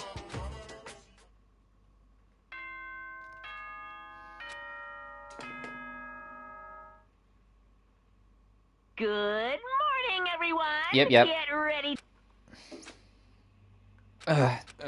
It took longer than usual for me to open my eyes. A deep sigh for bringing myself up the rest of the way. The chills, the aches, the unfathomable lethargy, they'd all disappeared in the night. And it was left me drenched in sweat, just because of whatever bug I'd caught. Either it was also the dream I had. What the hell was that? I mean, was it even really a dream?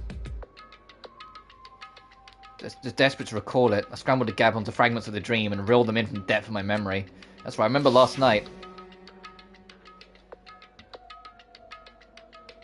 Came down with a fever, couldn't go. Why are we recapping this? And I heard a voice, didn't really understand, and then...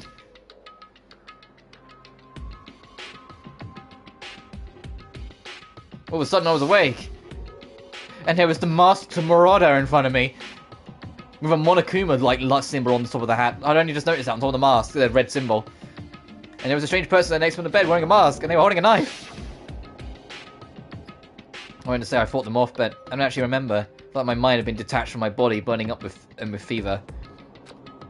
Somewhere far away, watching my body move on its own, and because of that, I don't remember what really happened, but still. And V3's the worst with this, by the way. Like, so I'm very critical on V3. I can't stress enough, I do like that game, I just have so many problems with it. But V3, they really like to constantly fucking flashback information. The first two games do it as well, a fair bit, I mean, as you can tell. But the V3, it's almost like a parody, how often they flashback the previous information. And I get that a lot of what V3 is trying to demonstrate how repetitive the franchise could become. Like, the whole point of V3, the biggest message, is that they don't want the series to go on forever. And so everything in the game is trying to highlight, for its own for better or worse, how repetitive some aspects of Danganronpa have gotten.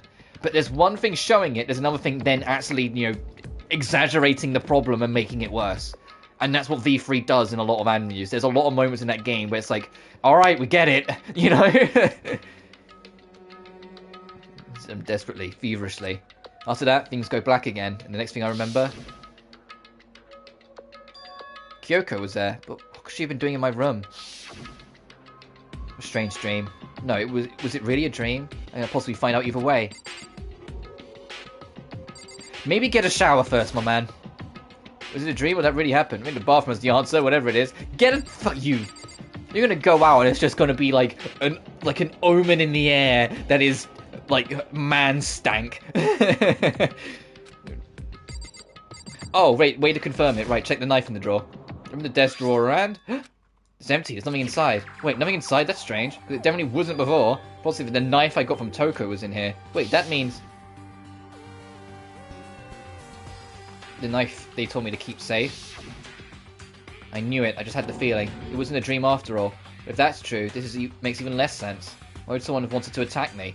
And who was behind that mask? And why was Kyoko... What the hell's going on? Oh, I don't think I'll figure it out on my own. I should head to the dining hall. I can talk to everyone else about it. Oh, let's get a shower first. Anyway, sending anything isn't going to help anything. I should head to the dining hall. You dirty fuck.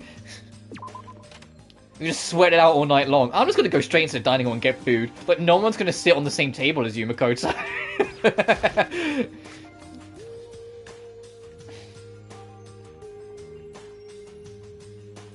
Hey, Makoto. Hi, Makoto. Yep, that's Makoto. Sure as the sky's blue. Hey, Hina.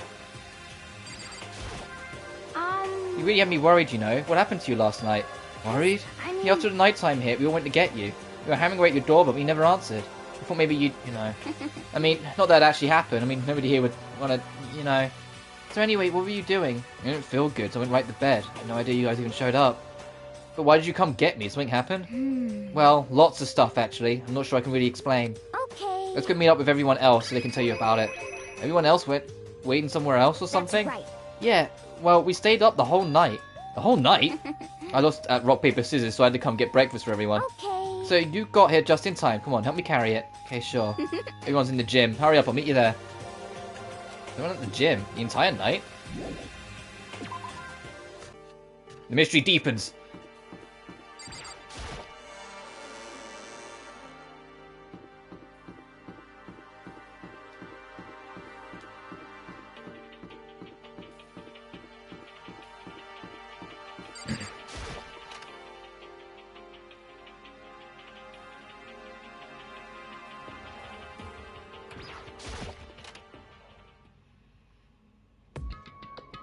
Ah, there he is. Huh?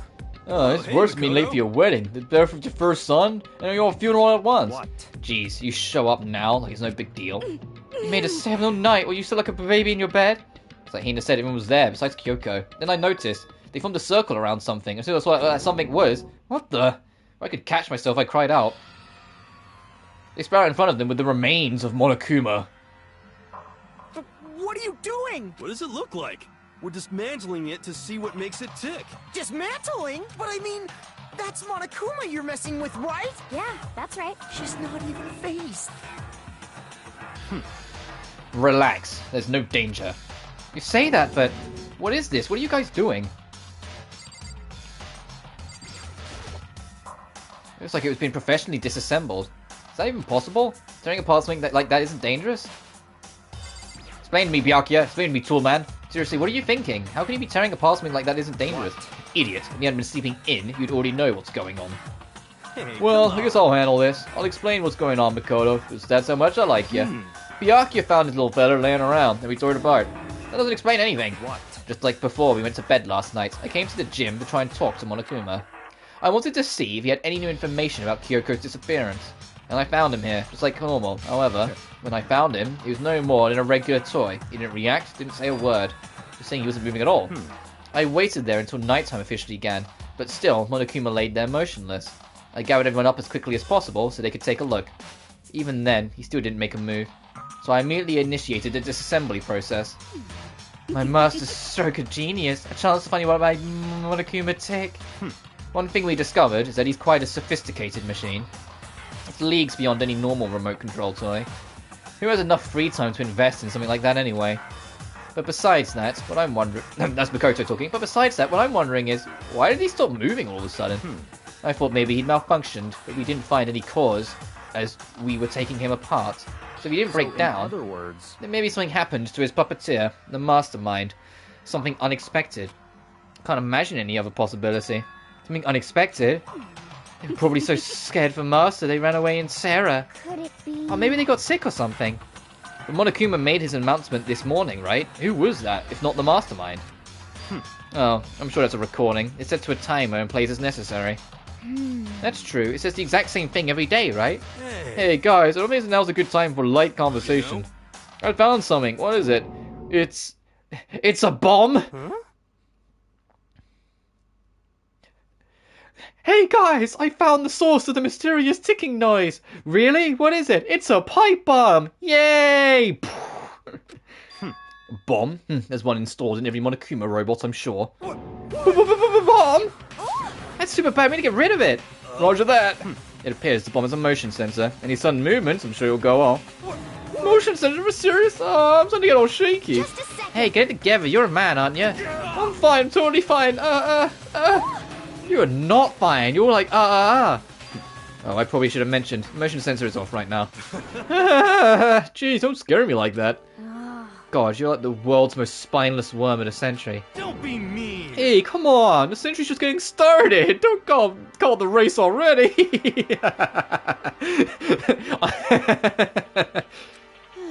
Whatever, just hurry up and put the bomb down. Hanging on to it's not going to do anyone any good. Oh yeah, good call. Well, Okay, it's done. Everything's all good. Here I put the bomb down, but that wasn't my main concern at that point. My eyes were glued to Monokuma's remains. He just stopped moving all of a sudden. Is it really because something had happened to the mastermind that they weren't expecting? What could that have been when I thought about it? I couldn't help but think back to the night before. Being attacked by the masked figure. Just a second. Makoto. Huh? hey. Don't us? Did you hear a thing we just said? Huh? So that was a no? What kind of brain-dead farm animal? Sorry. We were saying since we're done dismantling Monokuma, what should we do now? And we've decided to continue our offensive assault. It's all clear now. To try and uncover the mastermind's true identity. We're going to break into the headmaster's room. Really? Naturally. Since the mastermind appears to have stopped all activity, now's our chance, wouldn't you agree? But if the mastermind comes back while we're in there? What? If you're scared, you're welcome to stay here by yourself. Go live in the chicken coop with all the other chickens. You could be chicken number 6. Such. This is a battle. A fight to the death between us and the mastermind. We don't have time to deliberate. But Yeah, I mean, I don't want to have to kill each other or anyone else. But we have a chance now. Come on. So what are you going to do? You're going to run away? You're going to fight? You're right, I'll go with you. It's all clear. Okay then, we're going to break into the headmaster's room. If it comes down to this moment, anything can happen, so prepare yourself. Are you anywhere, master? To the ends of the earth? Sakura, if you can hear me, lend me your How strength. about that? I can do this. I'm a man, and I can do this. We've got the will of the entire universe on my side. We each found determination in our own ways. When we were ready, left for the gym. Our target was the headmaster's room, 4th floor, which we already know the lock was broken because Sakura broke it, but they don't know that because we kept that secret between us and Kyoko.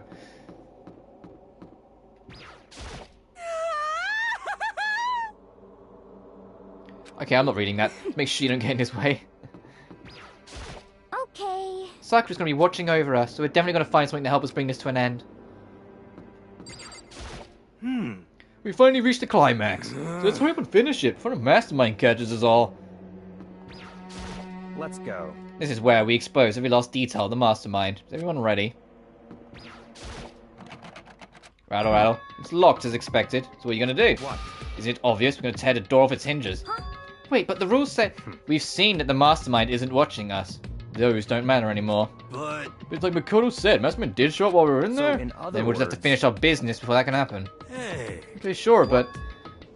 We've come this far. We can't back down now. We agreed this is what we have to do. So we have to do it. So beautiful! I mean, We're serious. What the heck? We don't have any choice. We're desperate. Okay. Let's do it. Let's rip this door down. Actually... Okay, but how are you going to do that? That thing looks pretty sturdy. Then we'll need something sturdy of our own. Oh, what about that one thing? In the tool shed. Oh, so then... Oh yeah, the pickaxe. I see. Interesting. It could very well be exactly what we need. Now then, Toko, what time is it? Well, we left the gym, it's just before 9 o'clock, so it's probably 9 on the dot now. It's all clear. Okay, get the pickaxe and be back here by 9:01. That's straight up unreasonable. By myself? Naturally. Surely you have... If you like to have your me time once in a while, right? Oh, if it's me and you time, Master, then yeah. What? You know how much time it took you to say that? 10 seconds. Take too long, and I'll erase your existence from my consciousness. Unacceptable! With that, Toko ran off, loud as a herd of rabid elephants. Hey. You're serious, though? You're just gonna knock this door down? No problem. It's solved by running away. Find your stones and be a man. Yeah, he's right. You can't move forward by always avoiding danger. If you Hey, that spend one all important your line from time Kyoko trying that you need to pay avoid attention danger- to. We know the danger, but it's that risk means solving the mystery. We have no choice. Hey, Am I wrong? If it's dangerous, we have to overcome the challenges in front of us. Maybe, but I'm still super stressed. It's so tense, I can hardly talk. I'm so no. I'm totally flapstar. Fapstars? Gross, where'd that come from? Wait, Genocide Jill, where'd you come from? You called for me. Hello, it's the wonderfulous, murderous fiend. He had agreed to with a razor-sharp smile. Come on. What about the pickaxe? Where is it? I was supposed to pick an axe. No, you sleeping imbecile. The pickaxe. Sleeping imbecile. Oh, Master, you ruined me with your executive level barbs. Gosh, what? Oh, here comes the bloody nose. Seriously though, did you really forget the pickaxe? Give it a rest. Omega-3 fatty acids. That's what you need. Get for the good old memory factory. But I think we already established that her memory doesn't carry over when they switch.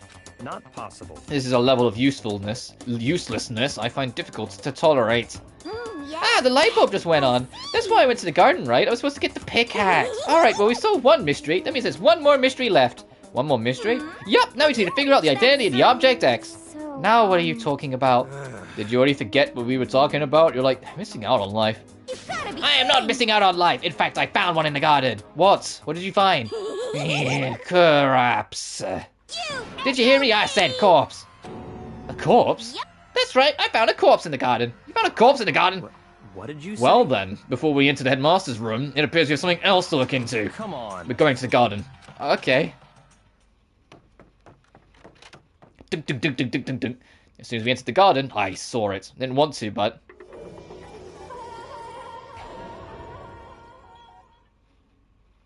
I saw someone laying in the ground with a mask covering their face. And there was a knife buried in their stomach up to the hilt.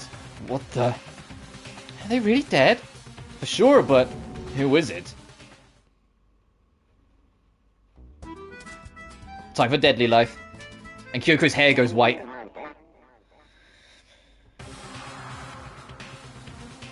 Just to make things clear. Fucking, we're gonna recap it again. It's like, just in case you missed a detail.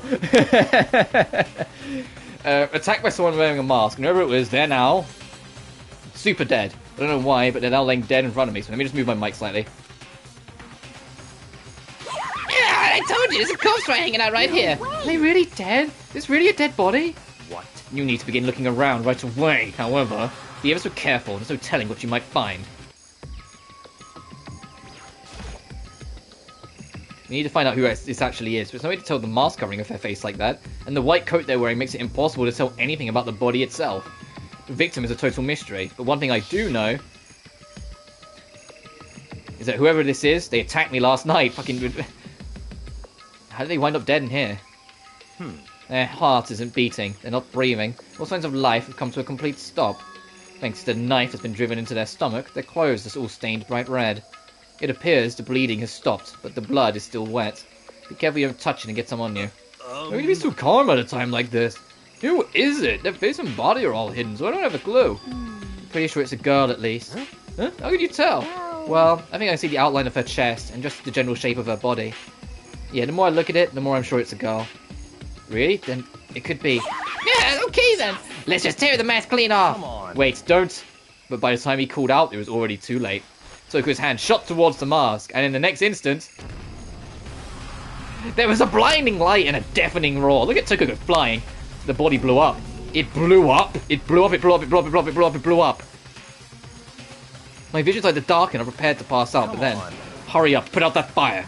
My conscious attempt to throw it away, the voice reached up and pulled it back down to earth. Someone pressed something into my hand. It was a bucket of water. Come on, dump the water on it. Okay! Well, my body was on fire. I took aim and tossed the water as hard as I could. Sploosh! Thankfully, that was enough to put out the fire. It died down, leaving behind only the unpleasant smell of the burning. Alright, good luck investigating that body. It fucking blew up. Is that took care of it? What the hell, man? It exploded. I had a bad feeling about that body. I never imagined it would explode. And now the body is uninvestigatable. It's burnt to a crisp. It's beyond well done, man. Don't compare it to a steak. Oh, I'll never eat steak again. But now that its body's charred, we have no idea. How are we going to find out who it was?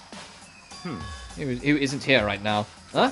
If we consider who's not here, that will quickly narrow down who it must be. There's only one person missing. It's Kyoko. Kyoko! Then that dead body is Kyoko? No, that can't be right.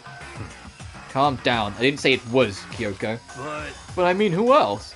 There is one other person. In other words, the mastermind. What? The mastermind? Come on, there's no way. The mastermind got charbroiled? Got serious. I agree. Normally the idea wouldn't be worth considering, but I have reason to believe it may be true. The mastermind being dead would explain that other matter, wouldn't it? Monokuma can hardly move around if its master is dead, right? But the corpse is a girl, right? Doesn't make any sense. I mean, remember what Alter Ego said? So the same person may very well be the mastermind who planned all this out, and according to the files, the headmaster is a man in his late 30s. It seems possible, even likely, he's somewhere in the school right now. What the heck? You said the mastermind is some middle-aged dude, right? Which the corpse obviously isn't. And that could mean the mastermind isn't the headmaster. Is it the teenage girl Kyoko told me about? The ultimate despair? Huh? Mikuro Ikusaba, the 16th student at Hope's Peak Academy. They called her the ultimate despair. We should all watch out for her. Oh, but she's dead. what? What are you talking about? The other day, Kyoko confided in me. She said that there was a 16th student here in the school. What? I think you better tell us everything you know. Well, all Kyoko told me was... Fucking here it is! Mikuro Ikusaba, the 16th student, lying hidden somewhere in this school. The one they call the ultimate despair. Watch out for her. I told you, it's a fucking meme how often they bring it up. It sounds like Kyoko thinks Mikuro Ikusaba is the mastermind. No, the headmaster isn't the mastermind, I'm sure of that. What? I don't have proof yet, but I have no doubt I'm right. I see. There's another student here, and it's a female. That would match the body's characteristics. And the phrase the ultimate despair, it sounds super mastermindy, doesn't it? Could it be? Okay, so the mastermind is this girl Mikuro, and she's a student here, and she's the ultimate despair? And if she's been hiding here in the school for like some teenage Bigfoot, how'd she wind up burnt to a crisp? What the heck? None of the math makes any sense. You know, you just suddenly show up and then die? I think we'd better take a closer look at the body. Maybe some clues to help us figure out exactly who it is. Oh, hey, wait. What? What? Aren't we forgetting something? You know, Toko, the person who got, like, thrown away by the explosion? What? Oh, yeah, she's totally blown up, huh? Forget about her. I'm sure the explosion vaporized her. Oh, she survived! Oh, she survived. It's like, oh, for fuck's sake. What just happened? Master, Stop talking. you declared for the whole world to hear that you would never again inhale a single molecule of oxygen. Okay, I don't mind breathing in the carbon dioxide you hail. That's enough for me to live. What the heck? This is the strangest back and forth I've ever seen.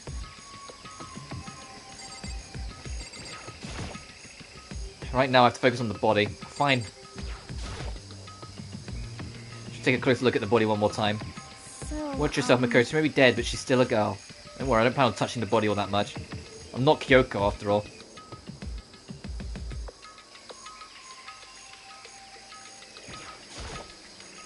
Hold on, there's something on the ground there. Fucking, let me examine the hand!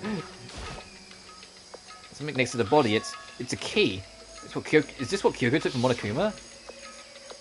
What did you steal? I stole this. No, it's not the same key. But looking at it, I could tell it wasn't just any key. It was shaped like Monokuma. It was probably the only key of its kind on Earth. That's right, the key she stole was shaped like Monokuma. This is anything like that. And this key is... What? What is it? Did you find something? Yeah, it's on the ground near the body. I've seen this key before. What could it possibly go to? So even you don't know then. Makoto, I'm going to give you a very important task. It's going to be find out the origin of the keyhole that goes with this key. I see. That key will give you access to certain areas we thought were locked. You mean So in the other biolab, words- the data center, the headmaster's room, and the dorm rooms on the second floor. It's all in your hands. So I'm your errand boy now. Fucking and literally just buy on your way.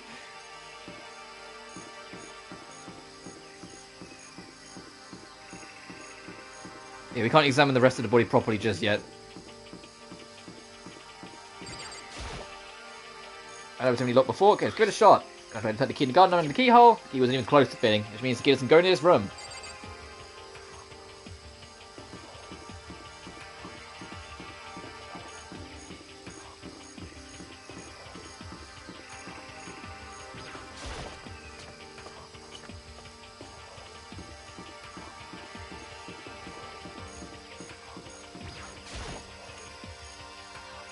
Locked before. Okay, let's give it a shot. And the key I've gone to the keyhole. The key won't go in because it doesn't go there. I'm guessing the headmaster Monokuma re-locked that door then. That's all I can assume. That Sakura broke it, Kyoko got in, and the next day the new lock was added. Data center, okay, give it a shot. I'm going to take the key I've undergone to the keyhole. Click. It fits! It's the key to the data center. I managed to unlock the data center. I guess that all that running around paid off. They would tell everyone else. I immediately head back to the garden. So you're back. How'd it go? I found which room the key goes to. It's the data center on the 4th floor. You're in the data center now? I see. Interesting. Well, why now they descended have the deceased have that key on them?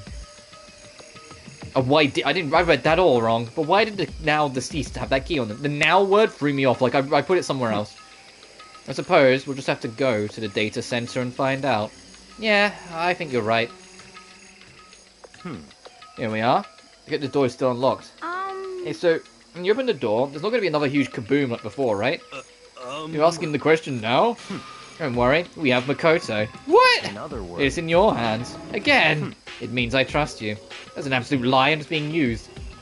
How are you doing, Toko? You're going way back here, you don't want to be victim of another explosion. Master told you he trusts you. Master told you that. Don't let it go to your head. I'm so happy. I'm so not happy about any of this. Fine. My eyes and tried to clear my mind. Silent prayer as soon as you opened the door. Nothing happened. I was making sure I was still alive, I slowly opened my eyes.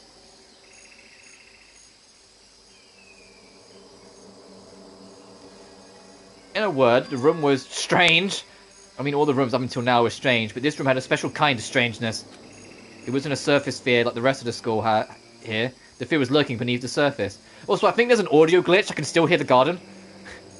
Anyone else? The room was filled with that kind of dread. Hey, Dad! Hiro extended the trembling hand and pointed. Look at those monitors on the wall. Look what they're showing. Each monitor displayed a different section of the school. I think after this scene... Hang on, I can just do this now. Actually, that might have cleared it up. That cleared it up. Bring up the pause menu, cleared it. That's fine. Each monitor displayed a different section of the school. The dorms, the classrooms, every part of the school was covered. This is... what? Is the direct feed of every single surveillance camera. All the cameras in the school feed back into this room, and they're displayed here on the monitors. So that's it. So the sole purpose of this room is to watch us. To watch us? Yeah, we're in the mastermind's room.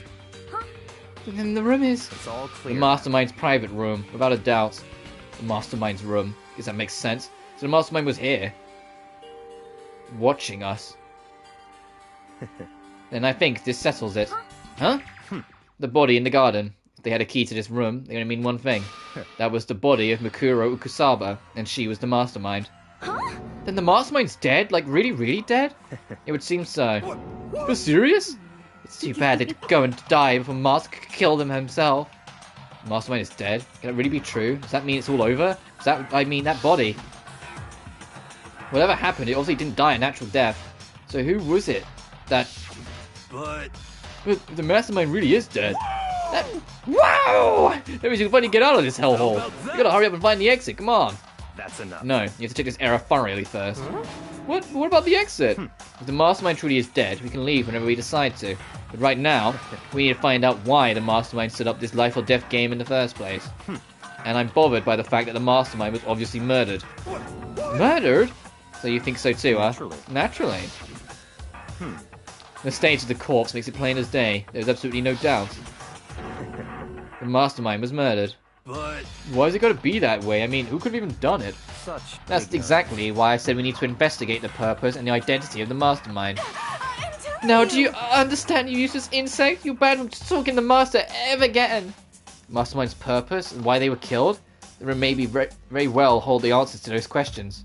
After all, the mastermind must have spent who knows how much time here. Okay, then let's begin our search. It's time to uncover the identity of the mastermind. This door's kind of creepy. I've got a picture of Monokuma on it. We'll be inside. Rattle, rattle. Oh, no luck. The door's locked, huh? What if we use the key to open this room? Let's give it a try, just in case. Nope, no good. It won't fit in the keyhole. Oh. Yeah. Well, don't worry about it. Everything's fine. The mastermind's dead, right? So nothing's gonna happen to us. If only they knew the mastermind's literally on the other side of that fucking door. I guess you're right. I can't stop thinking about the door with Monokuma's picture on it. But worrying about it isn't gonna do any good. Ina's right. The mastermind's gone, so there's nothing to be afraid of anymore. I mean, I want to know why they were killed as much as the next guy. I also really want to get out of here. Showed up on this one. Oh, look, next to the TV. Is that a TV antenna? how about Is that? it? It's just like one my grandma uses. It's one of those high-def antennas. Wait, so we hook it up to that antenna, we could watch TV? Did you say TV? You know? Well, Saturday morning Hina's here. Are you talking about me? Okay. Anyway, if we watch TV, let's do it. Come on. You know? Oh, you'll start from all that info from the outside world, huh? Alright, let me work my magic. And you'll be quantum leaping. That's the second time they've referenced quantum leap. Your way to TV land before you know it. I mean, I get the reference, but fuck it. Like, even Makoto's like, yeah, alright, I get it. It's the second time you've made that joke. But what's he talking about? It's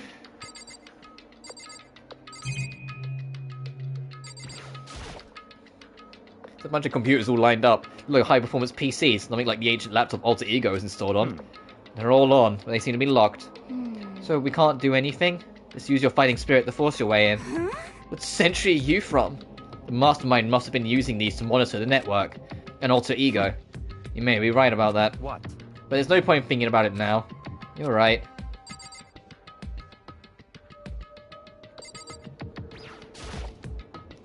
There's a ridiculous number of monitors here. And the master isn't using them all to spy on us.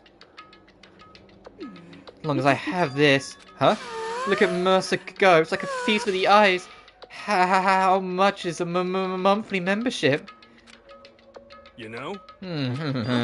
Oh. What's wrong? Good news for you all Saturday morning kiddies out there. I mean, I got the TV working. Really? No, all we gotta do is switch it on. And do it. Freaking idiot mastermind. Oh, you guys need to cut free from your regrets to the outside world? And you were sitting here watching TV the whole time. Really thought you'd get away with it. Huh? This is... It's a feed coming from the surveillance camera monitoring this room, isn't it? What the heck? That's weird. Come on. Hey, what are you doing? Huh? That's really weird. You're weird. Weird in every possible. And it's just weird, super weird. But this TV isn't hooked up to anything but the antenna. So how is it showing the camera feed? Well, Did you try changing the channel? Oh yeah, good idea. Let me give that a try. Yeah, I went for each channel one by one. But every channel was just us. It was a live feed of us standing there in the data center. What the heck? What the... Is it broken or something? Could it be? No, there must be some kind of trick to it. Some weird setup. A trick? What kind of trick? Actually, I'm not sure, but... Ah! Huh? Huh? What? It's been a while, you freaking bastards! Monokuma? How? You're supposed to be dead. Me dead? Don't be friggin' stupid. You're only kind of strange. Something keeps different. Of course I'm different. Evolution is perfectly natural. After all, I've been hibernating for 2 years already. Not even. It's been like half a day at most. How are you alive again? Oh yeah, that's it. The look on your faces right now is sublime. That's what I wanted to see, the moment you went from hope to despair. Don't tell me you pretended to be dead all for this moment. Why would a bear pretend to be dead? You're the ones who should pretend to be dead when you see a bear. I mean, that's totally laughable. It makes me laugh. I'm gonna laugh now. Well now. And that's that. Well, it's almost time to cut off your past so full of hope and bring the despair and the future ahead of you. I want you all to have the more fun way in this killing game. Can't be serious, we have to keep going? No, we're supposed to get out of here. Get out of here? Oh, you're still obsessed with getting out of here? How do you not get it? There is no getting out of here. And besides, this life isn't all bad, you know? I mean, there's stuff you won't like about life no matter where you are. Serious? This place is the worst. If it's the worst, does it mean you're in despair? Well now. Well, I'm pooped from all that laughing. I guess I'll just get to the point now. The point? You guys really struck gold when you found that TV. Yes, indeed. That TV is an essential part of your school life here. What? I knew it was hiding a secret of some kind. What the heck? But I connected the antenna, so why is it just showing the surveillance feed? Oh, look how attentive they are now. Well then, I'm gonna let you in on the blood-gushing secret and tell you about it. The TV is absolutely, without a doubt, displaying the signal coming in on the antenna. Huh? What does that mean? It means the TV channels. We're getting displayed to the world. Come on. Our killing game is being displayed to everyone else. Displaying the signal. It's not just us standing here. Unbelievable. Ah, you're so stupid. Don't you get it? Fine, I'll just tell you. The killing game is being broadcast live to the entire world. It's the most popular thing on TV. What? The killing game is being broadcast live to the entire world. It's the most popular thing on TV. Doesn't matter how many times he says it. I don't know what it's supposed to mean. I mean, even if I understood the words, I'm not sure I understand the deeper meaning. Broadcast live? The whole world? What kind of bad joke is this? Can't be. They've taken over the airwaves somehow. Camera feed is being broadcast? No way, that's impossible. That kind of overconfidence is a major weakness in your crisis management system. You know that. All you need is one weird trick that I found, and hijacking the airwaves is easy mode. You being serious? Of course. Of course. I heard that kind of creaking, but the sound was coming from my own mind. Like a boat tossing in the ocean, my mind had begun to creak and groan. Hey, Everything has a meaning, you know. All those hints I gave you, all the tantalizing tidbits about the school's mysteries, even luring me, you here right now. Why would I do any of that without a reason? It was all for my captive audience, to show them true despair, like they'd never seen it before. I became the director of a despair-based production. This is the ultimate reality show, the best in despair entertainment. what are you saying? You're lying. If this was on TV, the police and everyone else would go crazy. Yeah, there's no way you wouldn't have tried to come and rescue us. Actually. What if they already did? Huh? Yes, indeed. But then again, I'm not really any of their business. Right? Sure, some people might yell at their TV to try and warn you. But who's actually going to come here to help? Don't you think that's possible? I don't really know personally though, so whatever. This can't be. But to take control of all communications like that, you need an astronomical amount of resources. Yep. So how could things have come this far? Well, that's a secret. There's something you all need to do first, remember? What? Of course. Oh yeah, duh. There's a little business of...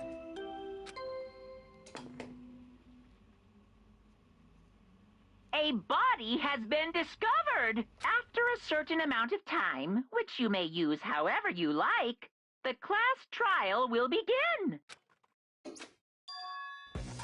Huh? Class trial? Do you mean? I'm not doing all of that. I'll leave the next Monokuma file right here. Everyone give it all you've got, okay? Okay, things are gonna get pretty crazy from here on out, so you're bound men for a heck of a ride. I can't wait. And then he was gone. Reality was incomprehensible, the truth hopelessly out of reach. Then we all left was despair. We stood there for I don't know how long, frozen in place. I couldn't think. It took everything I had just to keep myself standing upright. I don't understand any of this. What's despair entertainment? And how is he still alive? I'm sick of I this. thought that finally, we could get out of here.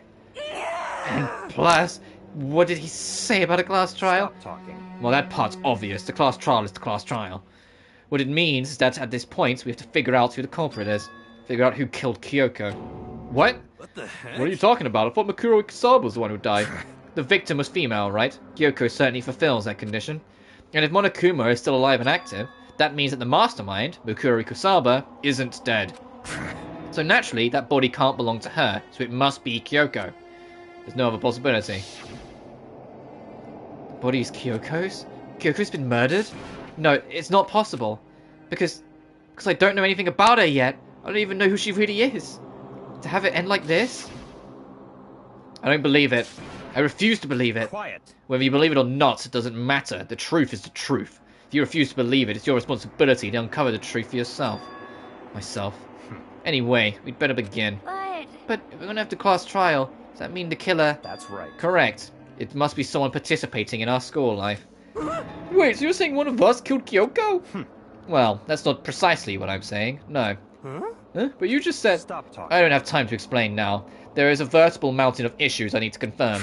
So I'm going to begin my search. If you value your lives, you'll put everything you have into this. That's how this game works, after all. Time for the Box 16. The commonly considered best track in the game. Just enjoy this track for a minute.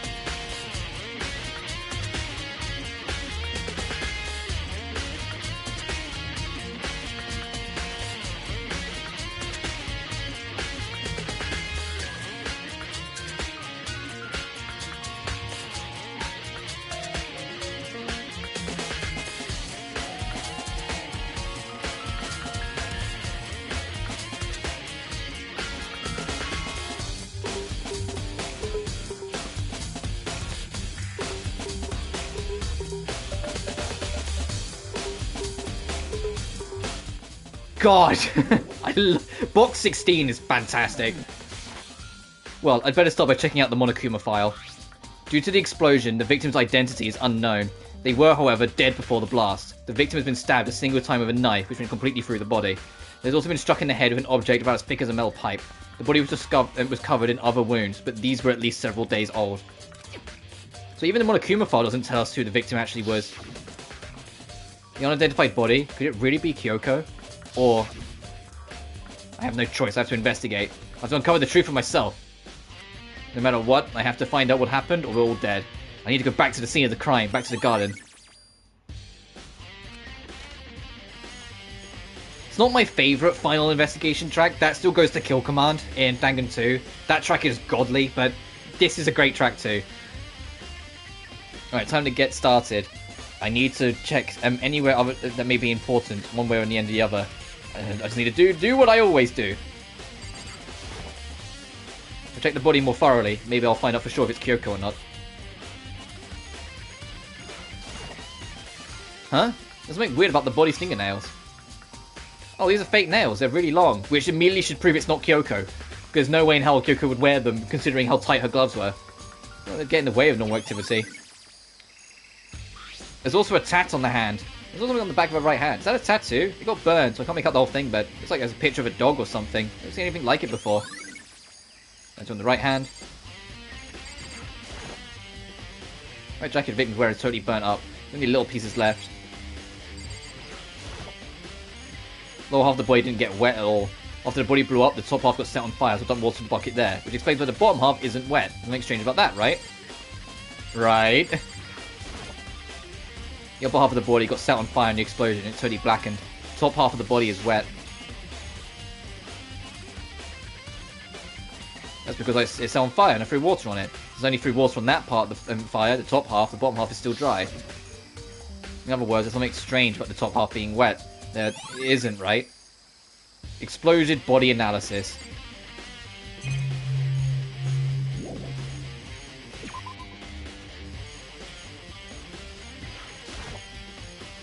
Are these fragments or something?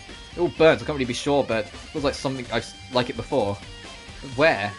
Wait, why is it there? I have to double check that later. Fragments near a dead body.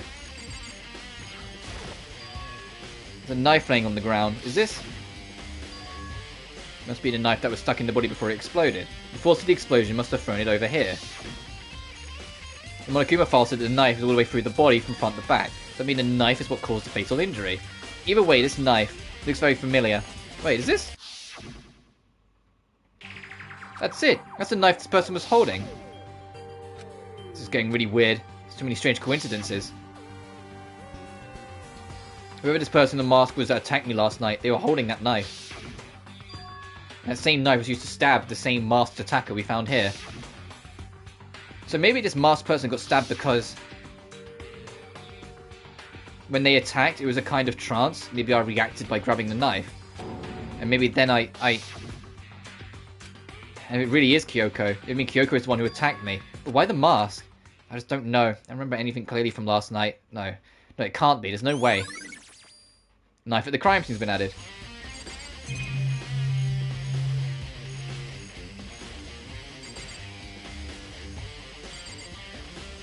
Have got still for what? Millum chapter? Kyoku's Mikuro. Oh, is that your theory? I remember there were some chickens in the chicken coop. Yeah, there were 5. Where is one of them? I count 4 chickens. Wait, 4? Yo. What's going on, Makoto? Oh, I'm glad you're here. Listen, do you remember any chickens there were in here? Of course, there was precisely 5.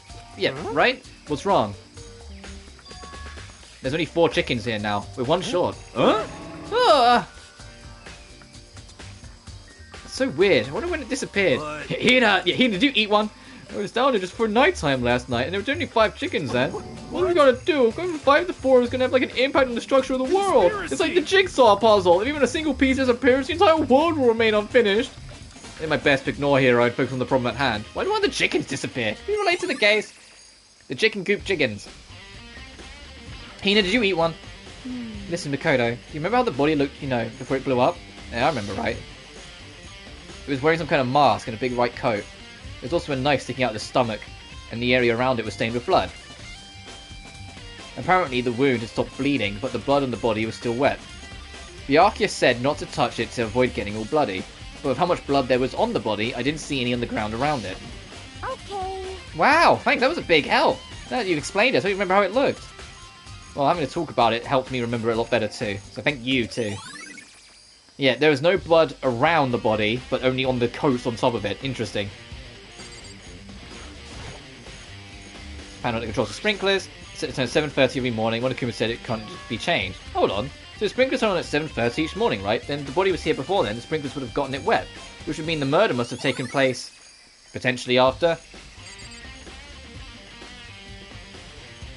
I mean, I love this opening riff as much as the next person, but once again, I wish this game, every time you didn't pick up a new clue, reset the track. Where does this body belong to? Whoever it is, I'm not going to look. I don't want to faint anymore. Okay, you're not going to be helpful. Good to know. Before we go check out the shed, what about you, Byakuya?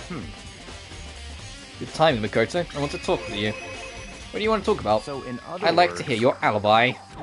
Alibi? In other words, Correct. I'd love to hear where you were after nighttime began last night. I was sick, so I was sleeping all night.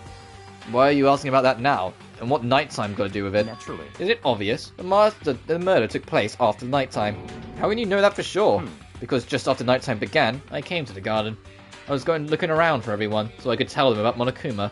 Hiro's been spending most of his time in the garden the last few days, so I figured he'd be here. and I can confirm that when I arrived last night, there was no body here. In other words... So the murder could only have taken place at some point during nighttime after I left the garden. However, Toko, Hiro, Hina, and I were in the gym together the entire night last night. What?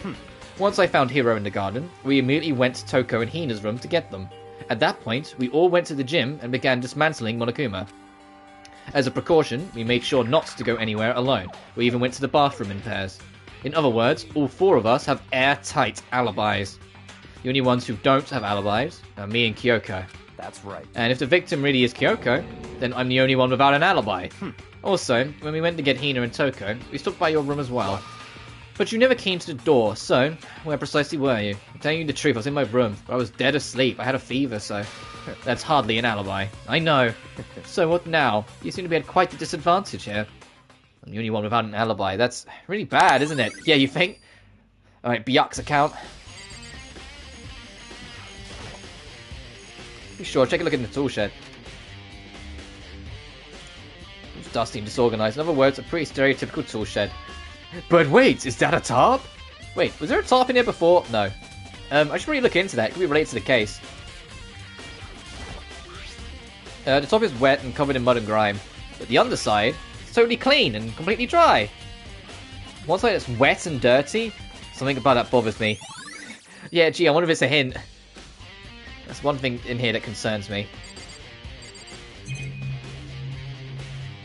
Oh, I should check some of the other stuff just to be safe. Creating a pickaxe, the crazy diamonds, anything that's on the back of Mondo's coat. It connects to Mondo's. Don't really intriguing, but it's now not the time to worry about it. Fucking...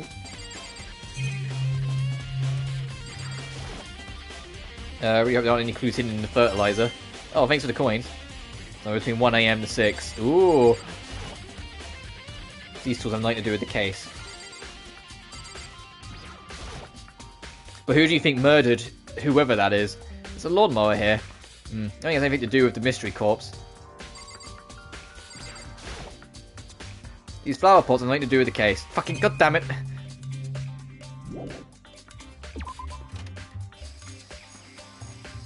I think that's everything. Fucking no, it's not. Okay, what have I missed? Other than the death plant, but I don't think the plant's involved. Look at a flower, huh? Sure, really eat people, blessing people? No, I don't think it's related to the case. Oh, what are you doing over here, Hiro? Actually, I'll talk to you. It's 11 right now. Okay, and? Oh, well, I was just thinking about when we first found the body.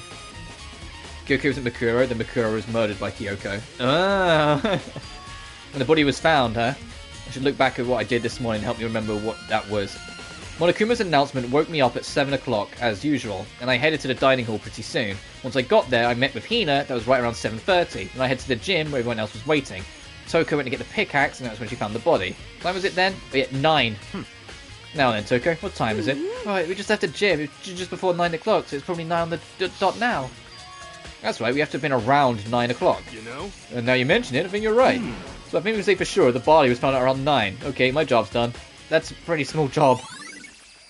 But we've got when the body was found. Now is that everything? I think I've checked everything I need to do in this area. I'm not done yet. There are other areas I need to check. Specifically, the fragment I found before. There's somewhere I need to go in order to confirm my suspicions. I also need to find out more about Kyoko. That corpse really Kyoko? If that's true. Was that also Kyoko who attacked me last night? If I can find out more about her, maybe I can answer that question. Kyoko was never the kind of person to talk about herself all that much. Maybe if I get into her room, I'll be able to find out more. But the key to her room is with Byakuya. I'll simply limit your options. Can't allow you to engage any further suspicious activity. What? Limit my options. Just give me the key to your room. I don't have a choice. I'll have to see if he'll let me borrow the key. Hey, Byakuya. If you come up with an alibi, I'll be happy to hear it later at the class trial. Oh, no, it's not about that.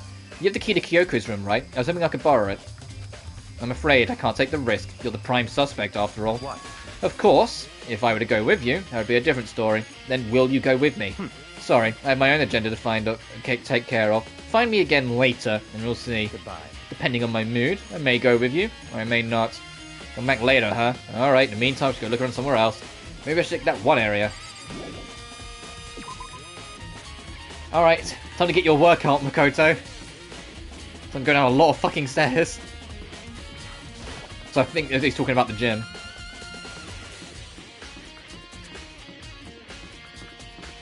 Yeah, this is a rock out a little bit as we go on our way down.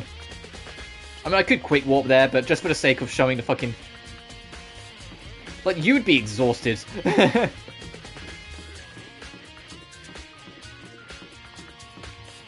Why is the school built like this?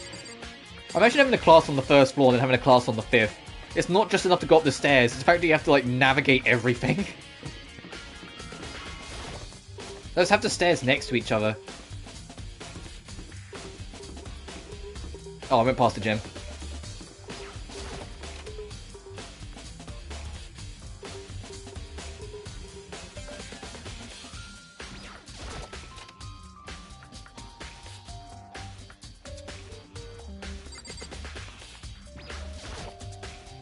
I was laying the smell on the floor, but I figured it wouldn't be here. You know? Oh, it's cosmic. What is it? It's... Huh? It's what? A bomb. It's one installed in every Monokuma robot, I'm sure. Bomb? That bomb went missing. There's no doubt about it. The fragments found in the garden. Checked everything else I can think of. What's left now is Kyoko's room. Jump back to the garden and ask Byakuya. Right, now I'm going to warp, because now, like, I'm actually going all the way down to the ground floor and be like, ah, fuck, now I need to go all the way back up to the 5th. Alright, and now after, like, Makoto got iron legs, let's go, we went back to the garden. You think you can go soon, Byakuya? You wanted to check out Kyoko's room, right? Very well, let's go. Oh, wait for me. Byakuya will have a second glance, and I hurried after him on our way to the dorms. Kyoko's room is literally, like, the first room. Can't unlock it myself, I need to ask Byakuya. Well, then here we go. Byakuya took the key and slid it into the keyhole, and then... and it's open. Looks like it, thanks.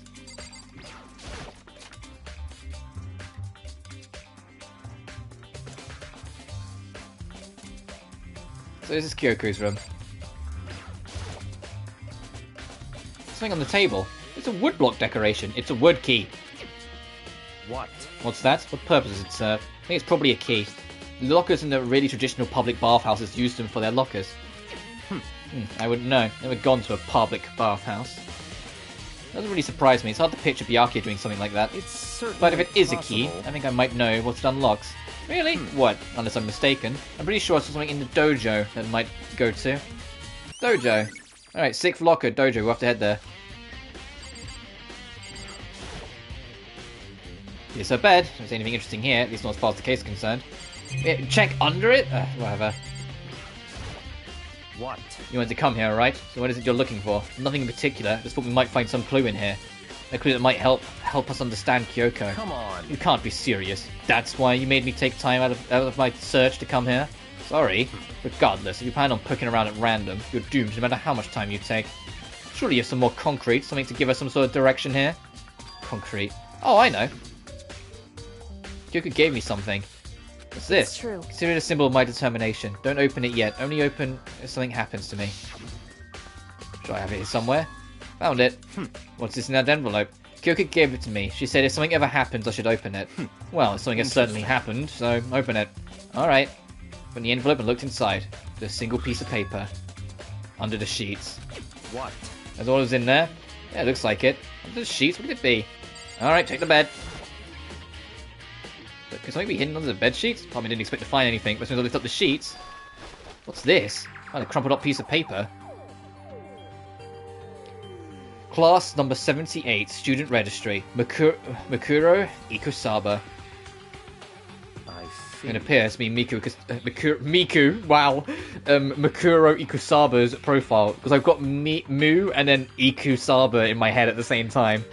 Yeah, it looks like it. Probably the other thing Kyoko stole when she snuck into the headmaster's room, along with the key. Good, you guys are so annoying. Fine, I'll tell you, it's a key and that's it. It must be the blank that Monokuma was talking about. Kyoko said death without meaning was unappealing, and this is what she left behind. I don't have time for your sentimental indulgences. Hurry up and finish your search. Alright. In an effort to pull myself together, then looked down at the profile sheet. Name, Mikuro Ikusaba, sex female, the ultimate soldier. Not ultimate despair, the ultimate soldier. Although small for her age, she was a military specialist trained in every weapon type imaginable. She showed an interest in the military from childhood, and soon found herself completely absorbed in it. When they say small, I think she's like 5'4". She's not she's not like the height you would expect most army people to be. She's a little terror, basically.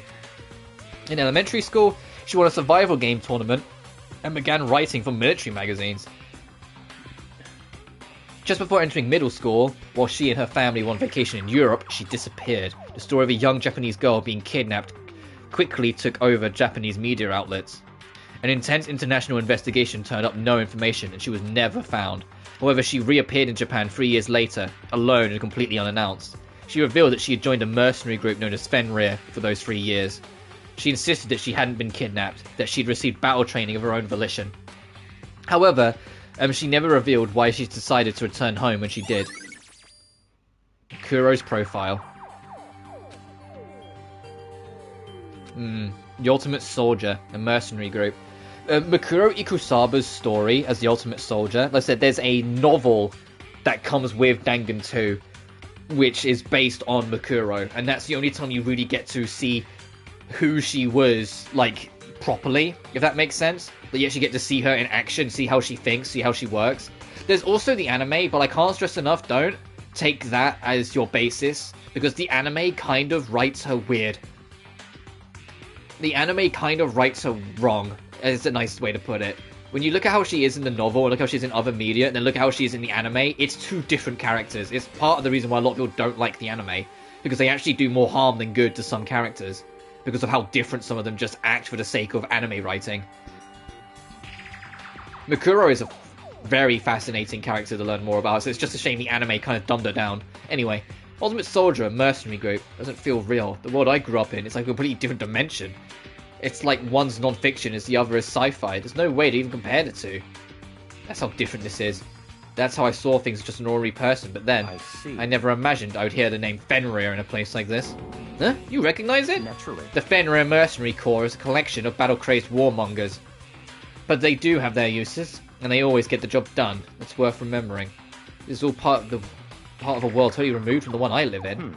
I have to say, I'm intrigued. Every rumor I've heard says that Fenrir is already... Found it! Whoa, I feel like a hero is when you become a bit player, and a bit player is becoming a hero. Oh, it's you. What have you got in your pretty little hand there? Uh-oh, you found her profile. So what have we did? Hey! Don't freak out on me. I'm not going to hold it against you or anything. And in case you're wondering, I don't hold it against Kyoko either, even though she stole it and hid it. After all, there's no rule against stealing, is there? But who I can't forgive is Miss Ogami. She broke the rules and busted into the headmistress's room. Maybe I'll drag her corpse out here and slice it up and devour it. Bears are omnivorous, you know. What? Are rule violations really so unforgivable? You're quite adamant about those regulations of yours. Of course I am. A proper school life is built on the dedication of organization and order. Which is why even I, as the school headmaster, have to follow the regulations myself. Oh, so you're saying you have to follow your own rules as well? Of course! Absolutely. I can't have you complaining about how unfair it all is, now can I? In fact, on the subject of fairness, would you like to know something interesting? Interesting.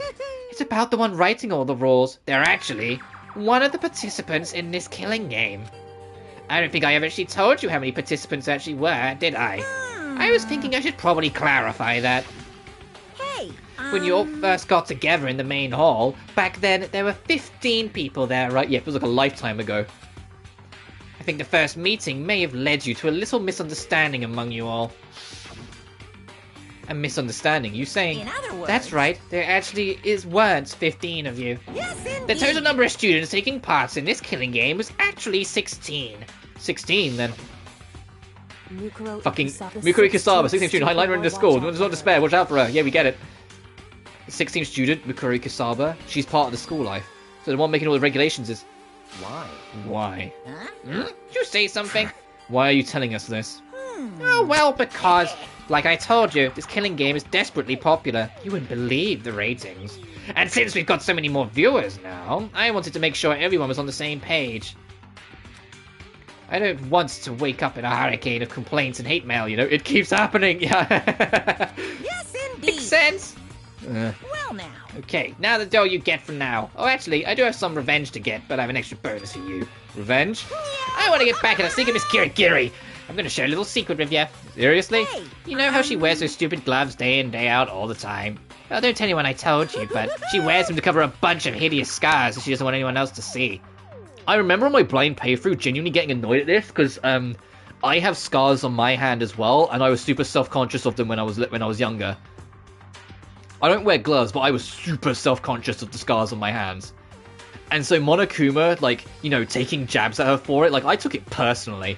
It's also part of the reason, admittedly, why I like Kyoko so much, is because I related. I was just like, man, I got scars on my hand, I was super self-conscious. Nowadays, I don't give a shit, because, you know, they're scars, you can't help it. But, yeah, my left hand, and most of them are my own fault, but my left hand has got some wounds, shall we say, from when I was, like, 12. Most of them are self-inflicted. My favourite one to tell, because it's a funny story, I think, anyway, even if it is kind of like, ugh, is, I was in DT in class when I was, like, 12.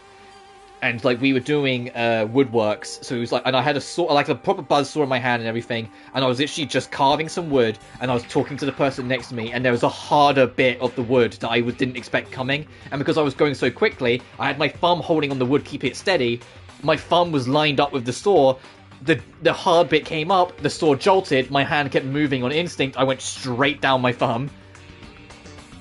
And the only reason I say it's funny is because I remember doing it, realizing what I had done, going to my teacher, and my teacher went, "I'll just get a tissue." I was like, "What?" You mean, "I'll just get a tissue, you'll be fine." And then, just for it to be later revealed that I actually, I not only went straight through my skin, I went straight through the muscle and, dented a bone. Like, it really fucking hurt. And it was like, yeah, no wonder, because I went, like, hard through my thumb. Like, I could literally, like, see all the pieces, so to speak, down to the bone. And it's like, even now, like, if I rub my thumb over it, there's a little dent. Even after, like, you know, like a decade, there's a little dent where my thumb is, because, like, obviously of how deep I went. I said I put a dent in my bone. And I was just, I'll just put a tissue over it, you'll be fine. And so I was just laughing in hindsight. At the time, I was like, ah! But no. And the thing is, I had that tissue wrapped around my thumb, and then, like, one of my mates, like, got an elastic band. Like, we basically, like, pseudo made, like, a medical thumb thing, and that was on my hand all goddamn day. And then when I got home, and, like, showed my mum, and, like, she was like, "Oh my god," and, like, we had to get it, like, actually stitched up, and, like, actually, like mended and taken to. And then I had to have, like, my thumb in, like, this little, like, not, like, proper cast, but, like, this little plaster cast thing for ages. Just because, like I said, yeah, it was wide open and kind of a big thing. And now there's a nice little scar on there to be a little reminder of my stupidity. If you're ever handling a saw, your attention should only ever 100% be on the saw. And it sounds obvious, but if you let it slip even a bit, you can fucking do your hand in that bad. You know those glass stirring sticks when you used to stir chemicals in a beaker? Yeah. Yeah, I know the ones. Anyway, what? Anyway, now that's all you get. Monokuma's account. Kyoko wears gloves to cover up some scars. Wait, so on the back of her hand? That tattoo. Wait, but no. Monokuma specifically said that there were scars, right? And that's why Kyoko wears those gloves, to hide the scars. Which means... those fake nails in the corpse... Are you thinking about Kyoko again? Huh? What? Forget about her. What matters right now is uncovering Monokuma's trap. The Bunsen burners, yeah. I know... I burnt myself on them once. I think I've got a burn scar on yeah, on my ring finger on my left with that as well. Not a bad burn scar, but you know, enough. Because someone didn't tell me they just used one, and I just walked up to it and grabbed it without a care in the world, thinking, "Oh, it'll be fine," and just completely scalded my hand. This trap. God must have really hated you to make you so dull. Don't you remember what Monokuma just told us? So there were 16 students, right? Which means Mikuro was a student here. Obviously, Monokuma was trying to tell us that Mikuro was the one creating the rules of the game. But why would he tell us that? Why now? He said he wanted to make things clear so there wouldn't be any complaints later. But the mere fact that he said that proves that Mikuro is connected to this case. He took one of those stingers, heated it to the max of a burn, and jammed it into the center of the back of... Ouch! Yeah, that'd do it. That's a borderline torture technique. That's when Monokuma revealed the existence of a 16th student. He needs to make our investigation fair. Mikuro is related to the case. Perhaps she's the one that killed Kyoko. What? That would explain why she would have a class trial, wouldn't it? If she's a student and she killed someone, that would make her part of the school's killing game. Mikuro is the killer? She killed Kyoko?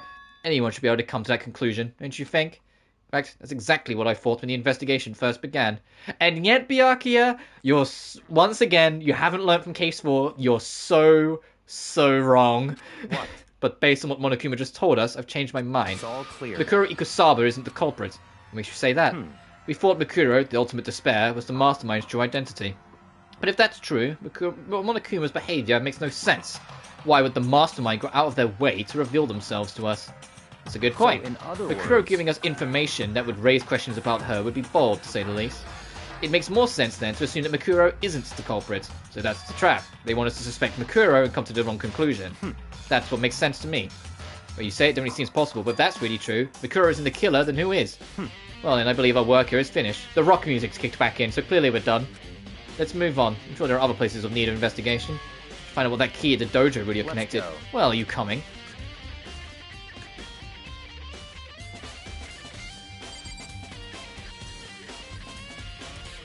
Oh, in fact, when you're here first, there's a little marker to like say if you come here early, you can identify this locker. But oh well, there are wooden lockers here. Those are woodblock keys, like those super traditional public bathhouses. King Kyoko's film really does go in one of these. I see. Makoto, do you see the locker furthest on the right? Very strange. There's only one that doesn't have a key in it at the moment. You understand what that means, right? Already used the key we found in the locker, right? Right. Well, just try it. Alright. Take one woodblock key, insert it into the locker's metal lock, and the locker eagerly accepted the key and it opened. And there are arrows in here. There's like 10 arrows in total. Made of titanium, which means they're quite strong despite how thin they are. Of course, without a bow, they're nothing but strong little sticks. Strong sticks? Titanium arrows been added to the true bullets. Oh, there's something else inside the locker. It's a wadded-up board of duct tape. I wonder what this was used for. Is that a blood stain? I see. This is. I mean, this is surely be related to the case. The duct tape was related to the case somehow, but how could it possibly be involved? We'll look at to offer for now. Something wrong? Very strange. Very odd, don't you think? The locker was hiding items that were clearly related to the case. But how did the key in the locker wind up in the victim's room? My. Or perhaps... Byakuya? Forget it. Come on, we need to continue on to the next location. What next location? There's still something we need to look into. We need to do more research on Fenrir. You mean the mercenary group that Mikuro was a part of? How are we supposed to find out about that? Isn't it obvious? Where in this school would you go to do research on something? Research? Are you talking about the archive? That's right. The archive has all kinds of info the general public doesn't have access to. Let's go. We only have so much time before the trial begins. Let's hurry. Like a Byakuya is just dragging us by all the way along. Because we don't have Kyoko as our buddy assistant, so fucking Byakuya steps up to the plate. I believe there was a file related to Fenrir somewhere over there. Byakuya seems to... I don't know. The reason why Byakuya is sticking with us is not because he trusts us, it's because he doesn't.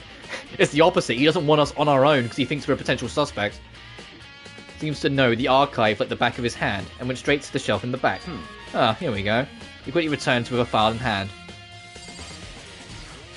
Well, he does a little bit, but for different reasons. He just knows we're a suspect, so we can't be left alone anyway. Take a look at this. No idea what it says. What language is this? How do you make it all the way to high school without learning a single word of French? Hey, I have an excuse, Byakuya. It's because they tried to teach me Spanish at the exact same time, so I got muddled and eventually gave up. I'm pretty sure most high schoolers can't speak French. Well, whatever. I'll read it for you, but I expect you to repay your debt 100 times over. 100 times? That kind of extreme. Fenrir is an elite fighting unit based out in the Middle East. Unlike military contractors, they are a fierce group of soldiers who engage in direct combat. They claim that a single member is equivalent to an entire company of regular soldiers. Just like Fenrir, the Wolf of Ragnarok, that mere presence is enough to strike fear into any enemy. They have been involved with countless military battles and operations, most of which are highly classified. However, some time ago, they completely ceased all activity. At present, their continued existence cannot be confirmed. There are unconfirmed reports that the key members of the group were all neutralized. Rumors indicate they were killed to keep them from revealing the many state secrets they acquired. Some, however, believe that this was mounting internal tension within the group, and they simply imploded. What? What is it? It all just sounds like some kind of alternative reality. Well, it isn't. This is our reality. the only reality. These people are part of our world. These battlefields aren't much different from our lives here, an unpredictable, unimaginable world. That's what makes it all so exciting. Exciting definitely isn't a word I'd use. So, did anything jump out at you? This may be your last opportunity to learn about Fenrir. Now you mention it, the report said something about where the name Fenrir comes from, right? That's right, it said Fenrir is the Wolf of Ragnarok. Speaking of which, would you like to know something interesting related to that? To show that they're a member of the team, each soldier that joins the squad would get a tattoo representing Fenrir somewhere on their body. What? They got a tattoo of Fenrir? Could that mean... Mukuro Ikusaba's profile's been updated. Oh yeah, here's the thing, and the second and third game do this more often. You don't always get new truth bullets. Sometimes old truth bullets get updated. This case has already done it a fair bit, but it's still worth mentioning. Pay attention. Some truth bullets will get updated instead of just getting new ones. And that's the end of the investigation period.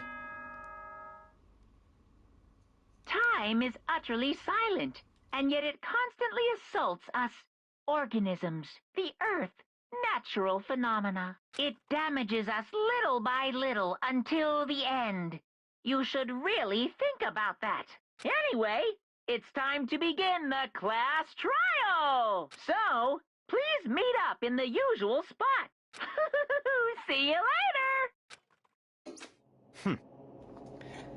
Then the time has come. All we can do now is try and uncover the truth during the trial. That's right. It would seem that way. Let's go.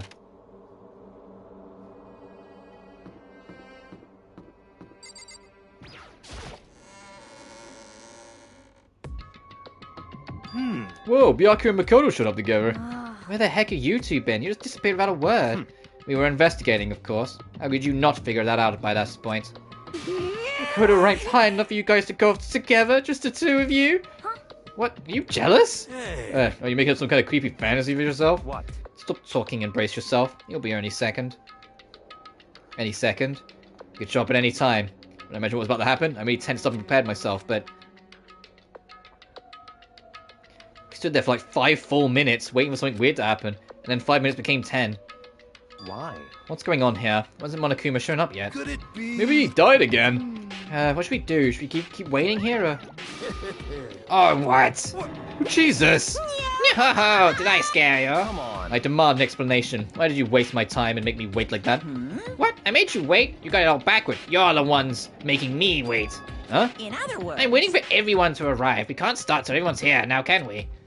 What are you talking about? Everyone is here. We've all been waiting for you. Woohoo! Sorry, but you're wrong. But I've been waiting 10 minutes now, so it's okay if I punish you about making us all wait, right? If we all agree it's a violation, I'll arrange a punishment right now. It's me you're waiting for. I'm here. When we heard that voice, we all spun around to look. Hey, I'm here, and no rule's been broken. Kyoko! Kyoko, you're still alive! No, it's a ghost! Stop talking. If you want to fight, do it in the class trial. You need to save some of the fun for later, right? What? But it's okay, there's no particular penalty for being late. is that right? I made it here just fine. What school regulation did I violate? Am I wrong? You're so selfish, so spoiled. You're right, there's no penalty, officially. But I bet you'll be sorry later. No, I'll make sure you're sorry later. Anyway, hustle your butts onto the elevator. I'll be just one step ahead of you. Monokuma was gone, we all rushed up to Kyoko. Kyoko! Oh, so you really didn't die? Indeed. Of course I didn't die. Thank God, I'm so glad you're okay. Perhaps, but that's not necessarily a good thing for us. Huh? He's right, now you gotta deal with a ghost! I told you to stop talking! Let's go. Come on, let's just go. Whatever we need to discuss, we can do it during the trial. Yeah, I see what you're saying, one man. You're not there, though. Like I said, after case 4, the dynamics of the cases and the nature of them change. Master, wait for me. And the hints are there. Because what's the one thing that Monokuma's been preaching all the way through this case? But I'll be happy when this trial is over. Well, so another one piled into the elevator, but I couldn't help myself. I had to talk to Kyoko before it started. Listen, before we get started, I have to ask you. Where have you been this whole time? You used that key of yours to go somewhere, didn't you? Correct. So I went to investigate the second floor of the dorms. The second floor? That's right. There aren't any monitors or cameras there, so I was able to avoid Monokuma completely. Well, yeah, ratings is one of them, but there was another thing that he kept on making a point of bringing up. Especially during this investigation. But yeah, ratings is important as well. That's important as well. It's good that you keep that in mind. But that wasn't what I was referring to, but that is important as well. So I was able to avoid Monokuma completely. Like, you're on the... If I'm being frank with you, you're in the right ballpark for case 6. Not case 5. Like, that's important for later. It's just... to be honest, that wasn't on my mind. That was my bad. I led you astray for a second, but that is important, but just not for what I'm talking about. I also missed his announcement because of that. I had no idea a body had been discovered. Yeah, Kyoko found out that the key that she got unlocked the second floor of the dorms. You know, that's sort of one area I said you can't access yet. Up there, because we weren't supposed to be there yet, there was no monitors or systems or what out. I did that mentally after a while, no worries. Or anything like that, so Kyoko had no way of knowing that there was a body announcement. So when she finally came down from her investigation, she probably only just caught the time's over, go to the trial. So she had to quickly rush her investigation, which is why she was gone for 10 minutes. Got mentally for a while. Oh, it's Monokuma bringing up that the rules are really important, so much so that even he follows it. I'll just give you that hint then. Throughout the investigation, anytime we spoke to Monokuma, he brought up that the rules are so important, even Monokuma follows them. And the fact that he brings it up isn't necessarily because he's telling the truth all the way, but it isn't because he's lying either, and it's figuring out what part of that bit is when he lies and what part of that is when he's being truth. Is knowing what to trust out of Monokuma's mouth and what not to trust. Because I'm not saying it gives it away, but it helps feed the bigger picture. Because like I said, this case and case 6 are both completely connected. Because, like, this case is the foundations of what you'll use to figure out who the mastermind is in case 6. But he'd been discovered. Then, when did you find out? Just now. I finished my search and came back down, just in time to hear the class trial announcement. Is it possible no one died? Haha. You're getting there, one man. You've gone from, like, 6 steps away from the truth to, like, 2 steps away from the truth. You're getting way closer. I took some time to go over the crime scene first. I can't just go to the trial completely uninformed, can I? That's why you were late. However... I'm sorry I kept you all waiting. But if you were on the second floor of the dorms, then that's where the key you found goes to. Wrong. Actually, to be precise, not quite. In other words... I used Monokuma's secret tool, which can open any lock in the school. What? Kyoko's account. Just a second. Hey, what are you two doing? Hurry up, get on here before we get in trouble. Because the body didn't look like a body. Koto, right now it's more focused on surviving our current situation. Because this is probably the single most crucial moment so far for me. For her? It's a strange way to put it. Class trial is important for everyone, right? It's a crucial moment for her. And once again, I'm going to restate, Case 5, at the very end of the case, there's going to be a question posed to you. And if you weren't paying attention, and well, it kind of spells it out for you in that moment, so you don't have to pay that much attention. But if you pick the wrong option, you get the bad ending. You have to purposely put yourself in danger, just throwing it out there. Possible that the blood was not from the victim's body. Goodbye. Well, that's all. Yeah, because the chicken went missing. Seemed unconcerned, Kyoko made her way to the elevator. I'm just overthinking what she said, right? Into the elevator. And then there's also the deal with all the arrows. The thing is, here's the only problem, one man. There's a piece of the puzzle. I think you missed the first stream when we went over case 1. A character died by getting shot with a shit ton of arrows. It was after like the first actual victim. We all met in the gym, and one of the characters, Junko, quote unquote, retaliated against Monokuma and was met for punishment for violating the school rules by being stabbed with like about 15 arrows. That's the bit that you need that helps give you a clue, because I think you missed that stream, so you're literally absent a clue. God, look how small this lift is. There was at one point there was 13 because Junko was already dead. But we got 13 people on this lift, and now there's only 6. This time the clunking was loud enough to hurt my ears, and the dread began to consume me once more. Can't imagine ever getting used to the mental pressure that comes when preparing for an execution. In that dusky darkness, no one said a word. We just stood there, silent and still. Yeah. That's what I said in quotation marks. So I know you're aware of some things. It's just figuring out why this case ties into 6 and how it is. After a measurable period of time, the doors opened without warning. I watched the anime. A dazzling light penetrated every depth of my eyes. It was an illuminating light of hope. It was the blinding light of despair. God, this fucking courtroom. Why have you coloured it like all these bright colours? Like, it's hurting my eyes. It's a good thing I don't play this at night. I've been waiting for this. Oh, I feel like it's been forever since we got together like this. The time of pointless jokes and jabs have passed. Let's get on with the show. It really ruined the series for me. Depends which one you watch, because there's 2 animes. There's Danganronpa, the animation, and then there's Danganronpa 3. Danganronpa 3 is a piece of shit. It's got good moments, but the anime as a whole is awful. And a lot of people whose first exposure to Danganronpa was Dangan 3, I'm just like, oh, you poor bitches. But to be fair, Danganronpa the animation is just an adaptation of the whole first game, and it cuts a lot of corners, but I thought it was passable. The only part I didn't like is, for some reason, even though it's the same voice cast, the voice direction for a lot of characters is really different. And it just, I don't know, it just seemed weird for me. But anyway, the animation is what I watched. Oh, fair. I didn't mind the animation, but that's because I had context of the game, but a lot of the voice direction in that's just weird.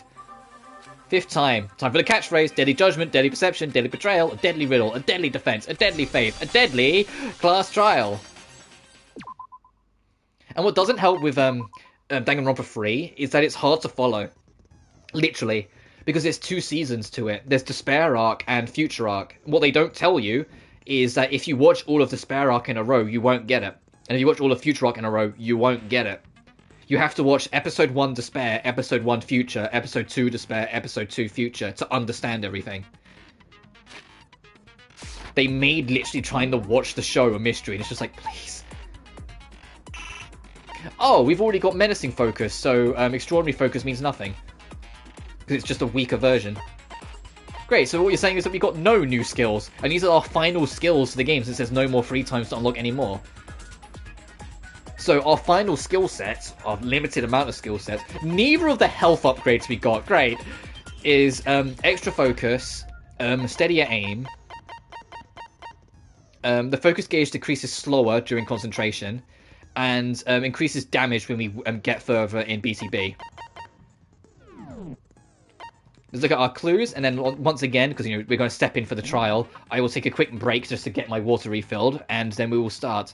So we have 18 clues, or 18 bullets. We have the file, we have what's left of that body after the explosion, the fake nails, the Fenrir tattoo, the bomb fragments, the sprinkler system that goes for 7:30, the nature of the scenario of like all the timestamps, 7, Mikoto wakes up, 7:30, Mikoto and Hina meet, 7:30 to 9, we meet the others in the gym, and 9, the body's found.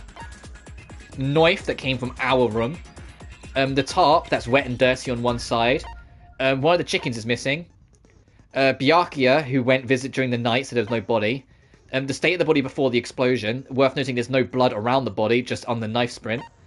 Ikusaba's profile. Monokuma's account that there's 16 people. The wood key, the titanium arrows, the tape, and Kyoko's account. Give me just a minute to refill my water, and then we'll dive straight into case 5.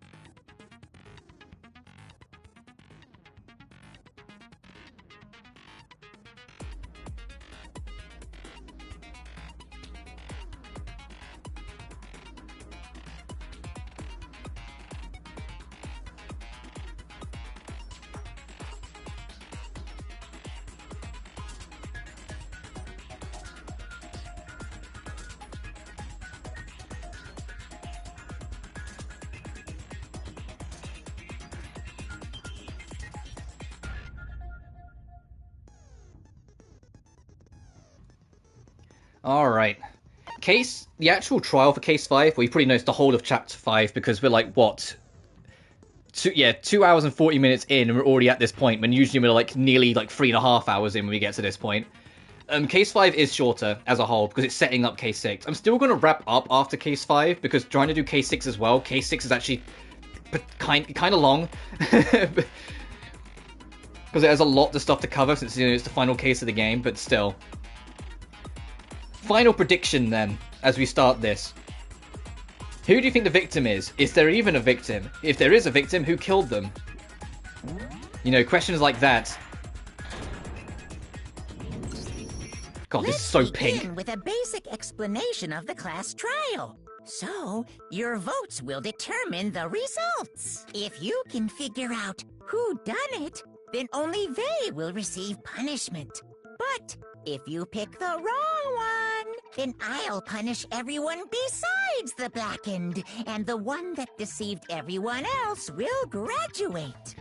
If you think there's no victims, well, except for the chicken, what do you think's going on then? Okay, well, I'll leave the rest up to you. Well then, let's discuss the specifics of the victim. First, we need to clarify who exactly the unidentified victim is. It's Kyoko. There's no other explanation. But Kyoko's standing right there. And even willing to kill the chicken? Hina! we don't know that's for sure. No, that's a ghost! Also, yeah, you know what I said before, and they've been making a point of saying this, like some people are getting pushed to further and further edges, and it's bringing out the worst parts of them. Hero has progressively, and it's literally in his traits, they make a point of mentioning this, got dumber every single case. But she has legs and stuff. Well, that's just because she's like the latest evolution in ghost technology. We genuinely have to do this with Hero There's a limit to first. how much ridiculousness I can tolerate. Okay. So I just have to prove that the corpse isn't Kyoko, right? Yeah, but that's a detriment. Yes, most of the fandom will agree with you.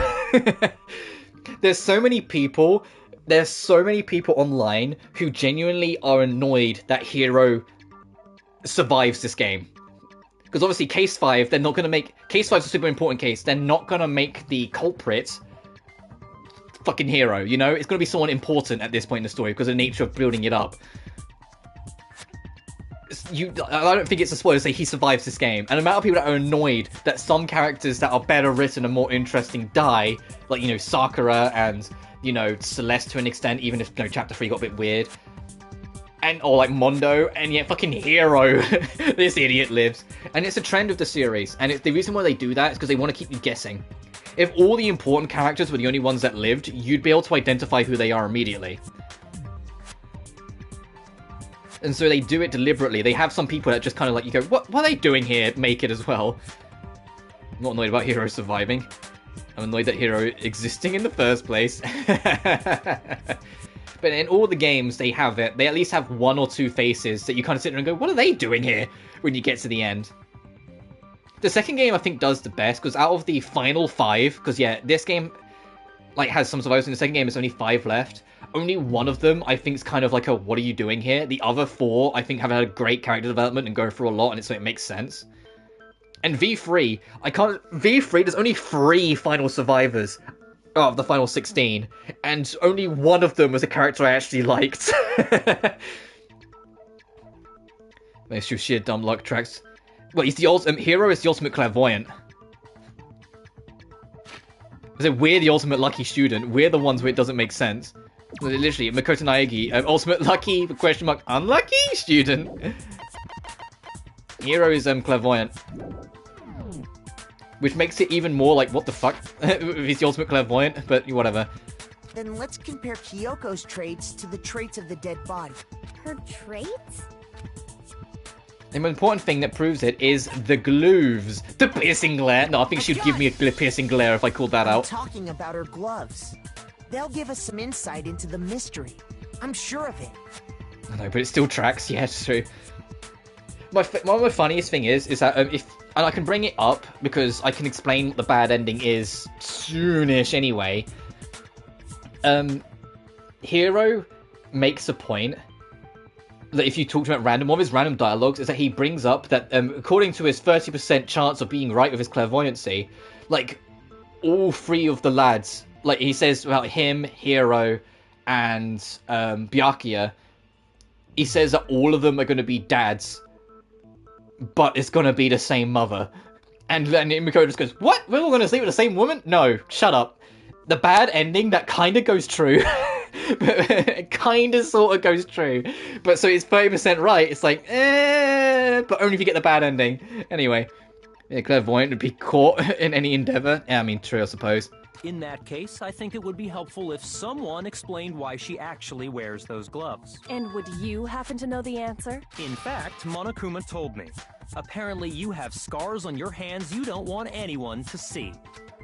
Oh, you know, now that I think about it, the corpse wasn't wearing any gloves, right? They probably just got burnt up in the explosion. I'm not convinced. The ghost is just trying to fool Oh my us. fucking god, Hero. Hey, Monokuma, can we, like, step away from our podium for a second? If Kyoko slaps Hero, do you think that would be enough evidence? No way the corpse was Kyoko. I can't prove why. We're going to be stuck in this case when we move forward. Are we really? Are we really? So I have no choice but to... Oh, for fuck's sake.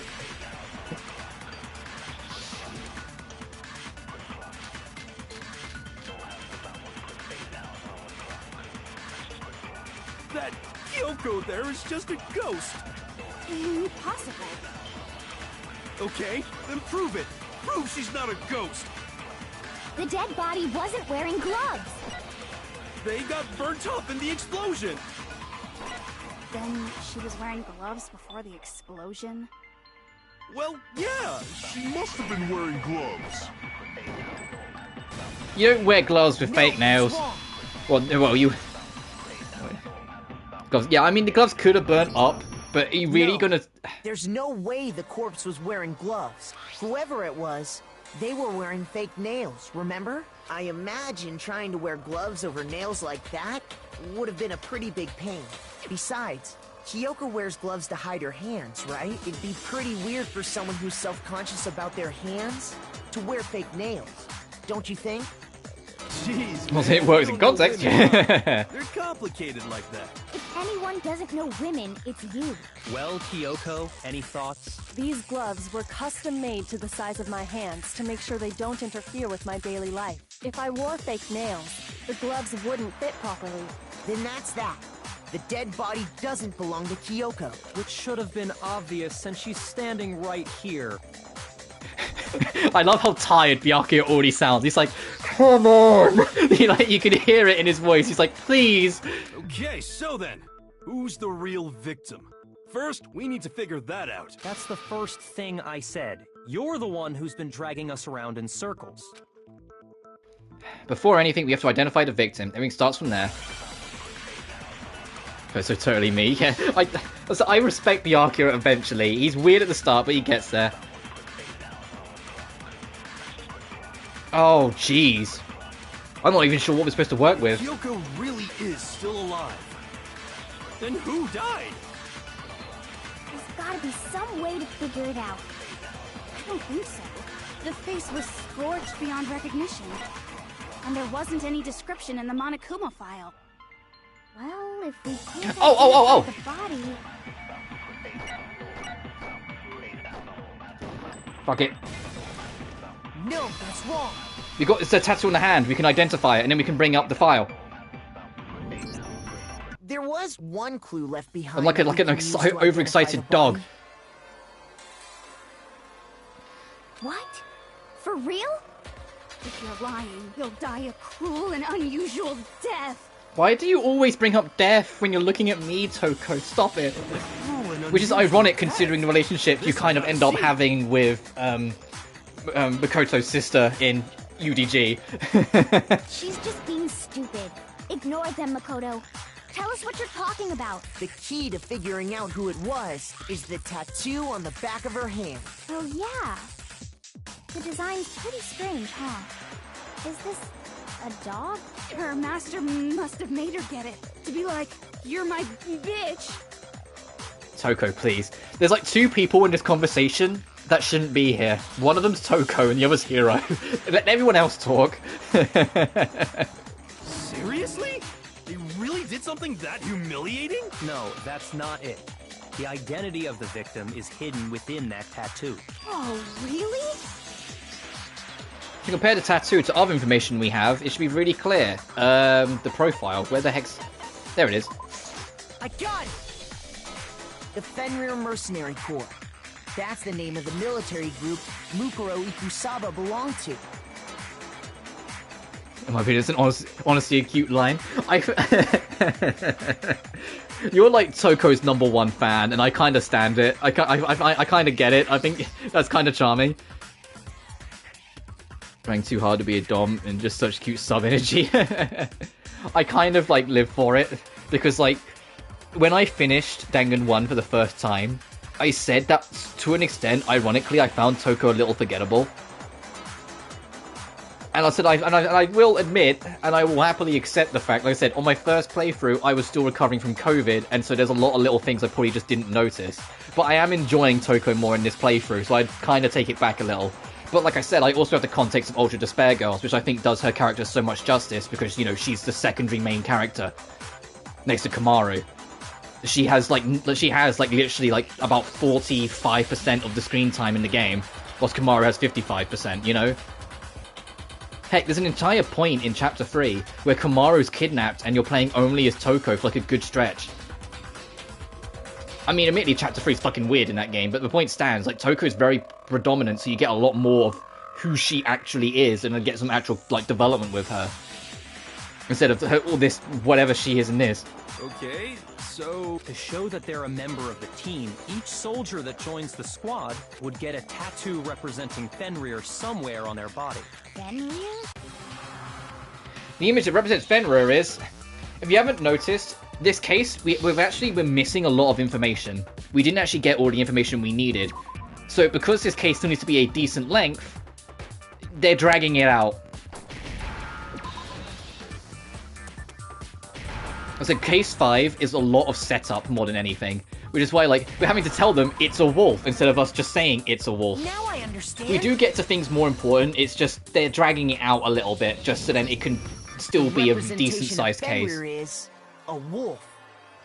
But this is still the shortest trial in the game, even with that. So imagine if they didn't have the padding, this trial would be over, like, instantly. They'd just call it an interlude instead of case 5. Fenrir, the Wolf of Ragnarok. It's from Norse mythology. A huge, world-ending wolf race. He's the child of the trickster god Loki, and a female giant. Man, after all this time, we finally got a glimpse of the literary all-star. A wolf tattoo. Then that means... Exactly.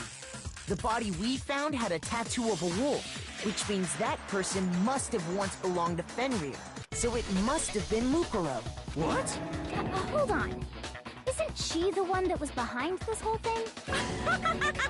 You sound surprised, but you're absolutely right. Yes, indeed. The trial this time is to solve the murder of Mukuro Ikusaba. What? Are you saying the mastermind is dead? And now we have to have a cool-ass trial? No. It means we were wrong in thinking that Mukuro was the mastermind at all. But I mean, being the ultimate despair seems like a pretty mastermindy title to me. I'm just here for the fact Loki's the OG giantess girl fetish. I didn't even think about that. I know enough about Norse and mythology and whatnot, but not that much. I never even thought about that. Oh dear. Maybe I just knew Loki was the trickster god. Her as the ultimate despair in the first place. After all, looking at her profile, I didn't see anything that would fit such a description. All it said was that she was the ultimate soldier. Also, yeah, you're probably noticing, this entire case is being carried by Byakuya, Kyoko, and us. Hina, Hiro, and Toko are kind of along for the ride for the most part. I mean, the giant isn't Loki. Oh. If I remember correctly, that other information came from Kyoko. That's what you told Makoto, right? So that means Kyoko got it wrong? And who was she? Who knew was Mukuro Ikusaba. She's been gone this whole time, and when she finally turns up, she gets killed. Yeah, but... Shut up. I was only half paying attention, alright? That's my fault. I still switch off a little every now and then. I know that she said that, I just wasn't 100% focusing. I was like, okay, what's important here is that Toko knows what she's talking about when it comes to Norse mythology, and Fenrir is related to Loki. I didn't go like, oh yes, the child of. I just kind of went, oh, they had a relative, yada yada, carrying on. Like, I kind of quick read and don't always necessarily listen. Remember things, don't remember them regardless. No, it's fine, dude. It's just me. It's my... When it comes to any kind... It's the same when I was doing the Ace Attorney games. I have a habit of quick reading and not actually necessarily processing every word, because I'm trying to get, like, the key words, if that makes sense. I'm trying to, like, get what I think might be important for whatever's next. Usually when there's a scene where an important character dies, it has a lot more detail. So you're saying she wasn't an important character, which would mean she was the same as us. Just another participant. Then who's the real mastermind? It must have been the Hope's Peak Academy headmaster after all. No, the headmaster has nothing to do with it. But how can we trust that? We already know your information about Mukuro was wrong. My information was not wrong. Okay. We're in the middle of a trial right now. Figuring out who killed Mukuro is first and foremost.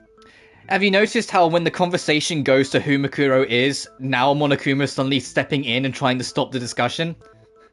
Interesting. Please limit all future prattle, chatter, and chit-chat as much as possible. Fine. Uncovering the identity of the mastermind will have to wait. But remember this. No matter what happens, we will find out who you really are. I stake my family name on it. I have officially decided to completely ignore all such attempts at provocation.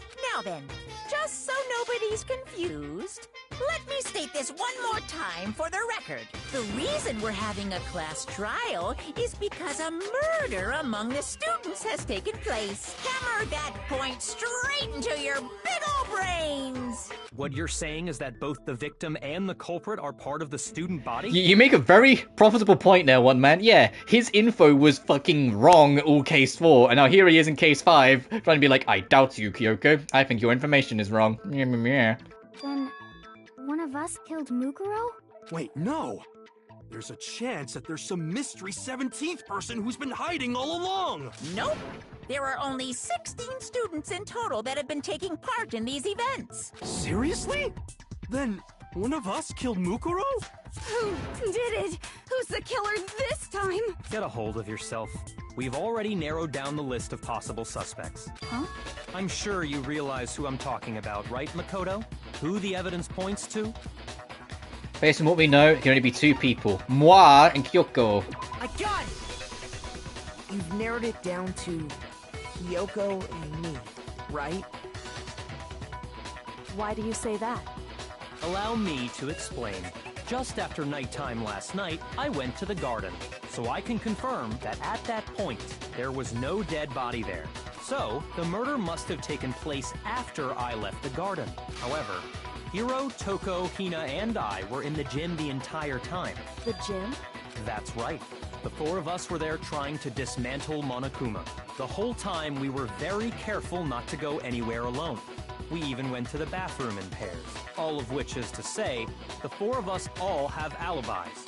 The only ones without alibis are me and Makoto. That's why you're able to narrow down the list of suspects. Exactly so. So the only suspects are me and Kyoko. Damn it, I can't let this stand. So I have to clear my name. I have something I'd like to say regarding the whole alibi thing. Are you thinking of raising an objection? Well, before that, I just want to try and get a better idea of what time the murder took place. Doing that might reveal some kind of clue. Whatever you want. Somebody go ahead and help him out. Me and Byakuya can both confirm that the body wasn't in the garden at... Well, it was after nighttime for sure. I'd say it must have been around 10 o'clock. So the murder must have happened after 10 p.m.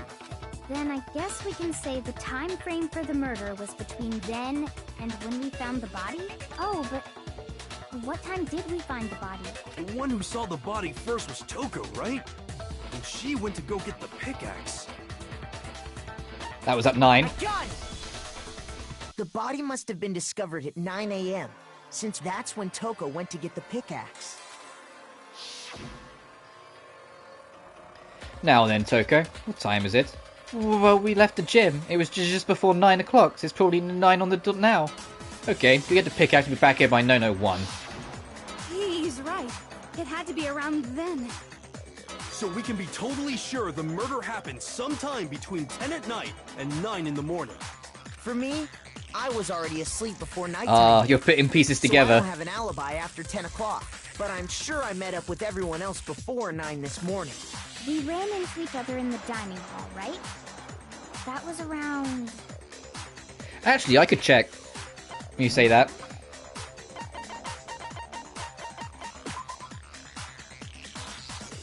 Oh, according to this, he never specified a time. He just said late last night. With his account.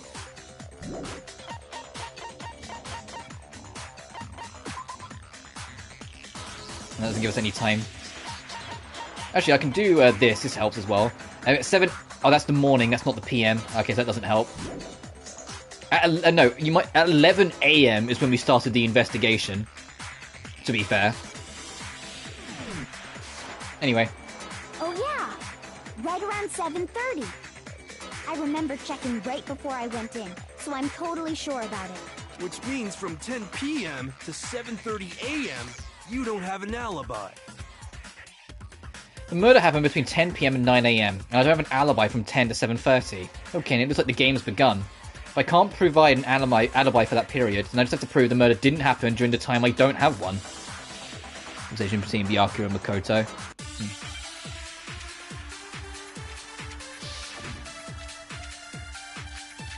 Right, and the boys sprinklers. Oh, jeez.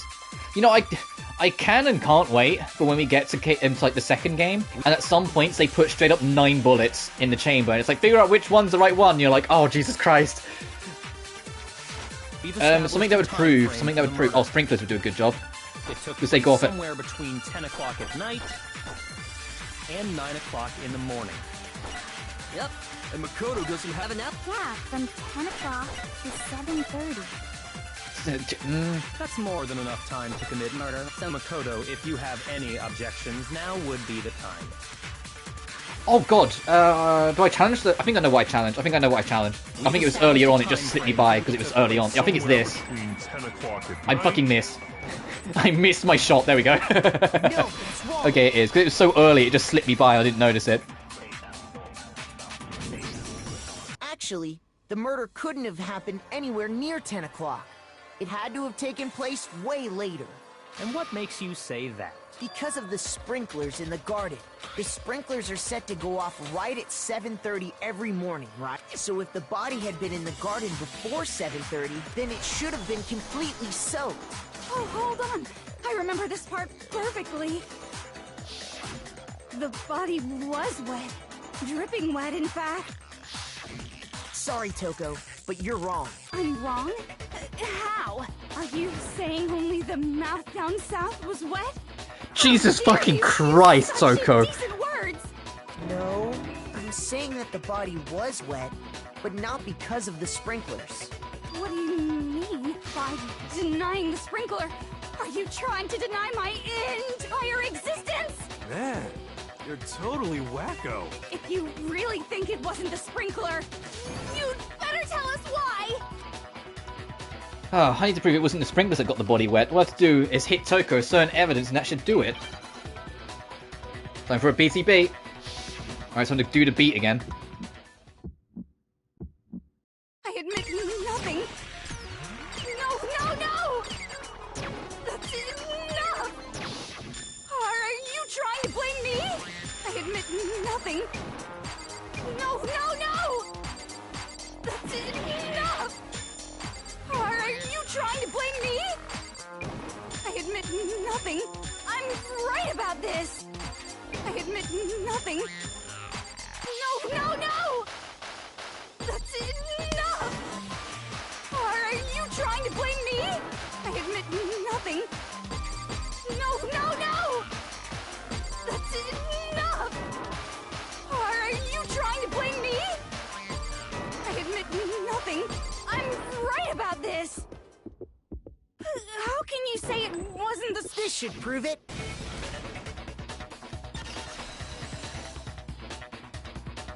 There's a whole new sentence. Sorry, I went into Just focus remember mode. what the bomb was like After I started after the screwing up so explosion, much in case and 2 and you'll 3, I've been see going why into it super wasn't the focus mode every time there's sprinklers. bullet time battle. Like, I don't look at chat, like, I am dead focused on the rhythm. Like, I start tapping my foot to it as well and trying to make sure I nail it.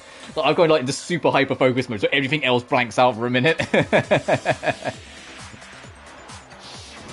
The top half of the body was wet, yes, but the bottom half was completely dry. If the sprinklers got the body wet, shouldn't the whole body have been wet? So they only got the top wet? The bottom was completely dry? What a brutal maniac! I'm so sick of her. Let's just move on. The reason only the top half was wet was because... while the body was still on fire, I doused it with water. But only the Yeah, I know bottom one, part, man. the top half. I was more saying the only reason I didn't read your message straight away is because I was so focused on the rhythm game. Oh, then I guess the sprinklers really didn't do it. So if the sprinklers didn't get the body wet, then the murder must have taken place sometime after the sprinklers turned on at 7:30 in the morning. Which means she must have been killed sometime between then and when the body was discovered at 9. But Makoto's alibi was only missing from 10 o'clock last night to 7:30 this morning, right? So there's no way Makoto could have done it. I guess you had an alibi after all. Good for you. Good for you! Thanks, hero. That doesn't sound so reassuring. It's like, yeah, good for you, man. You're clear of murder. In which case, the only one left without an alibi is Kyoko. Kyoko is the only one without an alibi? Which would mean that Makuro's killer is... No, I refuse to believe it. Kyoko murdered someone? I'd That's... just like to say one thing. If you vote for me, and I die here, the mystery of this school will stay hidden forever. Which is why I can't let that happen. Huh? So are you saying you're not the culprit? Of course I'm not. I have no reason to kill anyone. This is a trap the mastermind has laid for us. A trap? We're this far into the game, and now you decide to blame me? Stop wasting time! Stop wasting energy! You really think your little trick is gonna work? Shut up, you! You got it, boss! Shutting up now! Anyway, Kyoko, you actually did have a reason to kill her. Huh? She did? She thought Mukuro was the ultimate despair. In other words, the mastermind behind everything. Go on, one man. I can see you're figuring it out. So she killed her to try and put a stop to all this. Isn't that right, Kyoko? But you made one catastrophic mistake. Mukuro wasn't the mastermind at all.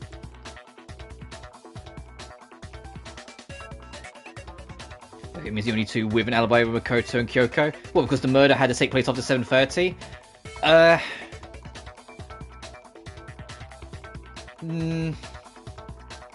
don't think so. Because their alibi is clear to 9. When the body was discovered. The reason why reason why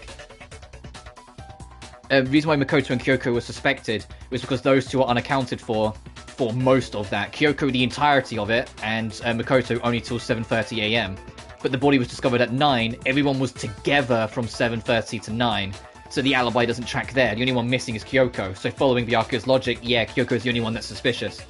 And as a result, we were forced into another trial. Something I'm sure you weren't at all expecting. So, that was her motive? If she had a motive and no alibi, well then, I think it's pretty clear Kyoko's gotta be the culprit. Everyone else was together. I see what you're going with. You're saying maybe the 4 are out for us, but we'll see. I think at least I think that's what you're going for. I'm not the only one without an alibi. Makoto's explanation is still insufficient. Huh? The sprinklers didn't get the body wet, but that doesn't mean the murder happened when he said it did. What are you... Because you see, there is a way the body could have avoided getting wet. Interesting. I'm listening. All it would take is covering the body with a certain something to keep it from getting wet. Seeing as you discovered the body, could that have been the top? I got it! Yeah, let's help her You're accuse talking us. about the tarp, aren't you? You catch on quick. You're right. All you'd have to do is cover the body with the tarp. No, there and is a that would reason take why care of the Kyoko's water. doing this. She isn't just trying to throw us under the bus. There is actually a reason why she's doing this. It's just the whole point is to make you doubt yourself, to try and trick you into picking the wrong option later on and get the bad ending. Kyoko is right when she said earlier she has to live to solve this mystery. If she dies, the mystery will go unsolved. So anything that will lead to Kyoko being the one accused will lead you closer to the bad ending. You have to basically be the one that becomes the ugly duckling here. You have to be the one that takes the fall. But you have to be the one that makes that choice. Because there's a crucial piece of evidence that you can use, and you can bring it up at a few points, that highlights without a doubt that Kyoko can get around to wherever she wants to be.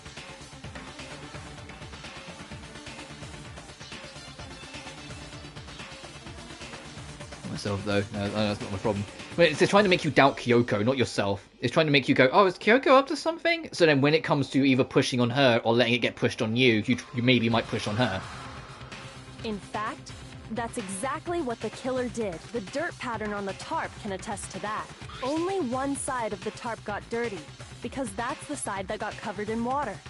The side that faced down over the body, meanwhile, kept perfectly clean.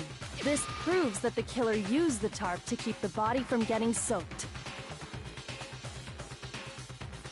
But why would they go to all that effort? She's making it more just to difficult keep on the herself. body from getting wet? Yeah, I suppose, because if you start accusing the one person who trusts you more than anything, firstly, they might not, but secondly, they're more likely to then point more fingers at you, and it could come across that you're deflecting, and like there's a whole load of things that Kyoko is doing that could just make her more suspicious. But anyway. Most likely so they could cloud the issue of when the murder actually took place. In other words, to create an excuse exactly like the one Makoto just gave us. Why would Kyoko say that? Why would she want to make me look like the killer? No, I can't think about that right now. That tarp.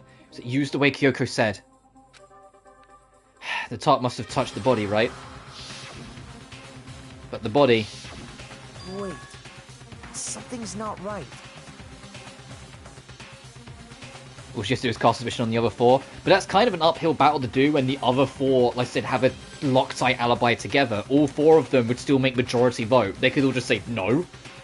And then when it comes to voting, they'd vote Kyoko because she's pissed them off now. Unless you can prove without a doubt it's one of them sort of thing. Just accusing them is just going to piss the four people who are together and trust each other back on you. It's more dangerous, arguably, to do that. And what might that be? I can't worry about Kyoko's motivations. If I don't do something, everyone's going to think I'm the killer. I have to refute what Kyoko said. That logic doesn't hold? What do you mean it doesn't hold? If she accuses any of the other four, all four of them have an airtight alibi. They will absolutely majority vote out Kyoko. Because they don't know what's actually going on. I missed what we were looking for. Oh, shit. I know what you're getting at, my dude, but it'll make more sense later. What am I fucking looking for? The killer prevented it from getting wet. So the reason the tarp was only dirty on one side is because the sprinkler got that side wet. But the underside of the tarp, it was totally spotless, right? It's because that side was protected from the water. Since it was facing down toward the body, of course it didn't get dirty. No, that's wrong. Your A point makes enough sense, because they're stuck in pairs, so there could be killer and accomplice. But your B point... The B point, I don't think it does enough to make that accusation, unfortunately. At least in my opinion. Because like I said, all four of their alibis were rock solid the entire night, all the way to 9 AM when the body was found. All four of them were together, and we entered that dynamic at 7:30. If we prove the body is before 7:30, the only person that really gets added to the suspect list is Hina, because Hina was sent off to get everyone breakfast in the morning. Hina, you might be able to get the push of an argument case and say, well, maybe in this specific time slot she went upstairs first instead of downstairs. But that's like the only real angle you could push from. Because the Otherwise, blood it's proven to be wasn't dry sufficient. The before ones body left, got the other blown four. up, right? So A feeds into B and B can only exist on A. I get what you're saying. I do, man. I do. It's just, let's just see how it goes. Byakuya said it himself. Not to touch it, or you might get some on you. If you put a tarp on a body in that state, it absolutely would have gotten blood on it. Well, maybe the culprit washed it, so nobody would know they'd used it. If they had, they would have washed both sides. Just washing the one side wouldn't hide anything. Oh, yeah, true. More than that, what if the very No, well, blood man, we I know saw what on you're the doing. body It's was just meant as a kind of camouflage. the point of this is that to just kind of reveal behind the curtain a little bit. Monokuma is aware of two threats. He's aware that Kyoko is discovering things that she shouldn't, and she's getting closer to a truth that could put her in danger. But he's also aware that Makoto is never ratting her out, is never leaving her side, or never just trusting her, and is always committed to wherever she goes. So he can't use that angle. For them to dissect one of them and make one of them untrustworthy, one of the two needs to go. It would be easier for Monokuma if Kyoko went, which is why it's set up to make it look like, Kyoko was gone for the whole case. She's the most suspicious, because she's the one actually finding shit. But Makoto is, not selling her out at any point, and not, giving out information that Kyoko trusted him with that could absolutely be used to incriminate her at this point. Like the fact she has a key to access literally any built room in the entire building. We'll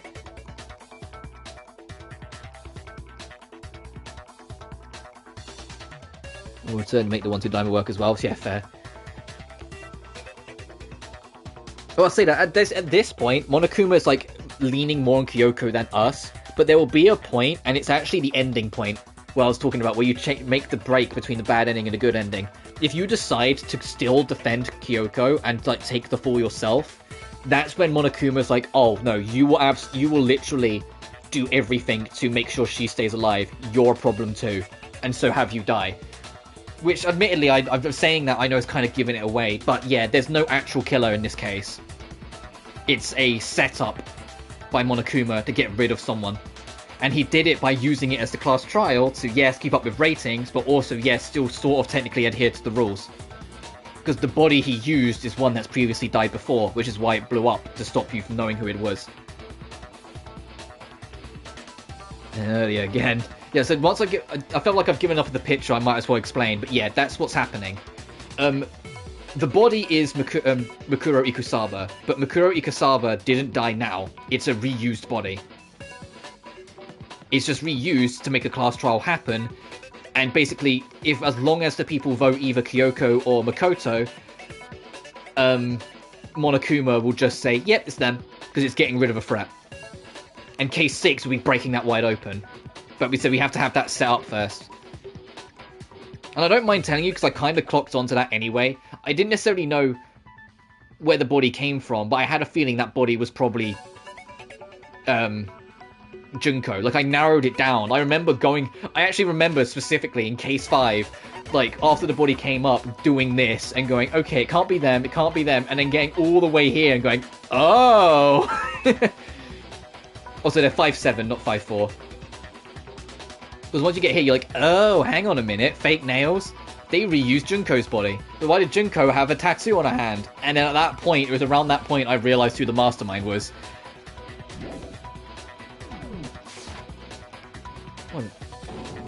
Huh? The blood was camouflage?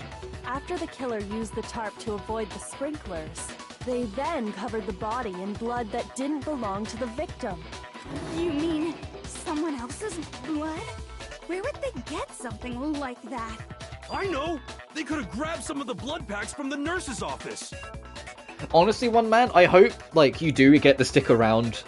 Like, I know, like, Danganronpa isn't really your thing that much, but I hope you stick around with Dangan 2, because I can't wait to see you try and figure out the case 5 of that game.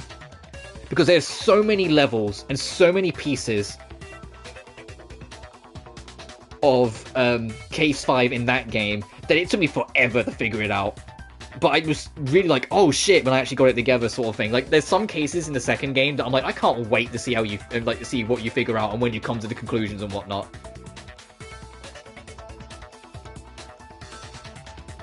But yeah, but now we know that, like, you know, Junko's body was reused. How was it reused? At least convincingly enough. You know, that the real Junko is still around. And then you have to start going, okay, but then who was Makuro? If we could see her face, it would solve a lot of problems. And it's something that, when Game Grumps went through this game, they criticised. Because there's 3 details you're supposed to notice on quote-unquote Junko that give away she's not who she says she is. And although 3 of those details are on her face. So it's literally right in your face, but at the same time, it's little details that are hard to notice.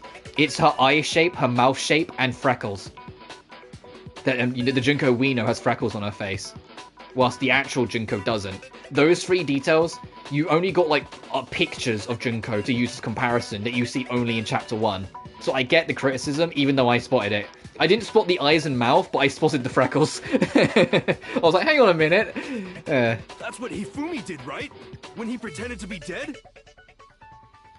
Often overconfident in my wrong areas and self-doubting. Yeah. But don't worry, I think issue solving these cases... I missed the sentence before it.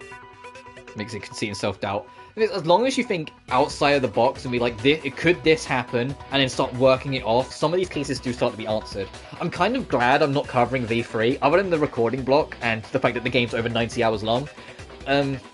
Some of the cases in those games are almost too formulaic in solvability. Which I know I said, like, you know, case 2 in that game was the only case in the entire series. I genuinely had no idea who the killer was, even when it asked me who is it at the end.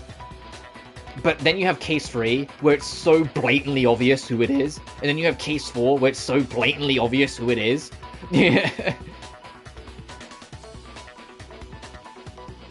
What's going to happen now? Yeah. No, that's not what happened this time. The killer got the blood from right there in the garden. Got blood from right there in the garden, right? Which must mean... Where could they have possibly got extra blood? Oh, I know. Where is it? Once again, helping Kyoko accuse us. Could it have been chicken blood? What? Chicken blood? When I checked the chicken coop before the murder, there This were doesn't rhyme, 5 is Chancellor chickens. Osborne. Sakura, now this case. Chancellor Osborne? You've lost me for a second there, dude. What? But after the murder, there were only 4. So, you're saying someone killed a chicken? And then covered the body with its blood?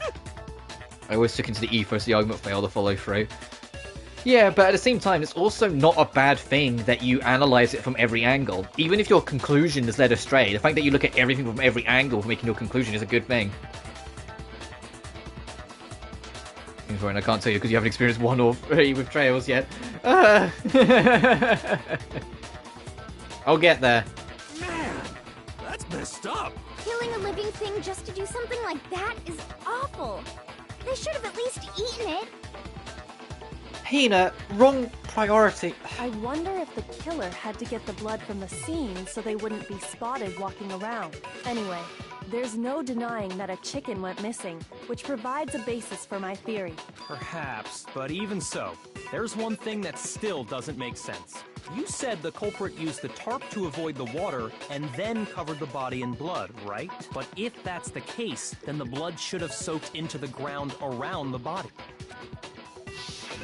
But that's not what we saw. Only the victim's clothing had blood on it. Mentioned pulling a Palpatine. Well, spoilers, I was right about that claim, just in the wrong game. Yeah, fair, dude.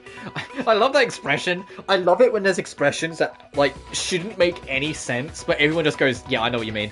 And, like, pulling a Palpatine, that's like, you sit and you go, what? But you know what, everyone's like, yeah, okay. I love bit sayings like that, like colloquials and, like, phrases that make no goddamn sense when you think about it, but everyone knows what you're on about. The ground was completely clean. I have to agree. I am the that Senate. certainly Sorry, is had to. strange. Maybe they didn't apply the blood at the scene.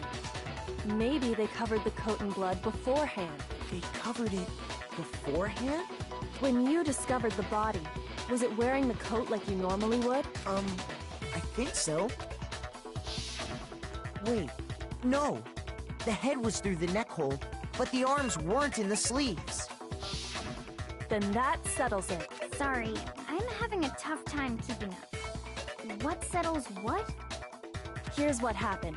So yeah, 3 different times on the map by a different direction. Yeah, I hear you as I move my mic, I didn't make too much noise. I always find myself, like, it's a bad habit. Now I've got this desk mic, I micro-adjust it without really thinking about it with my hand, like, all the time. Like, it's just like even, like, fiddling with it. I can't need to, like, stop. I need to just let it hang where it is, it's fine. But the body didn't get wet, because the killer covered it with the tarp. Then, later, at the same time the killer was gathering up the tarp, they pulled the coat over the body. The coat they'd already covered in blood. This series of cover-ups was meant to disguise the actual time the murder occurred. They wanted us to think the murder happened sometime after the sprinklers had gone off, at 7:30. If that's actually what took place, it certainly becomes possible that the murder happened earlier. Which also throws our alibi back into question. To pull all that off, wouldn't they have had to go back to the garden after the sprinklers turned off? That actually wouldn't have been all that difficult. Huh? They already had the coat ready, so they just had to grab the tarp and pull the coat over the body. They'd be done in no time. Maybe, but still. Hina, after you met up with Makoto in the dining hall, did you two stay together from that point on? Oh no. I headed off to the gym, and Makoto didn't show up till later. Then he had plenty of time to spare, wouldn't you say? That's not... Don't bother saying it's not possible. I must admit, Kyoko's reasoning is sound. Makoto's alibi is inadequate. And the suspicion falls back on me again. But why? Why is Kyoko trying to entrap me? I don't understand. Also, because of the discussion, we got a truth bullet updated during the fucking case. They don't actually do this too often in the series. It's only every now and then they do it if it's integral. But yeah, they actually just say, hey, this truth bullet that you've been studying, you need to kind of go back over it because it's new now.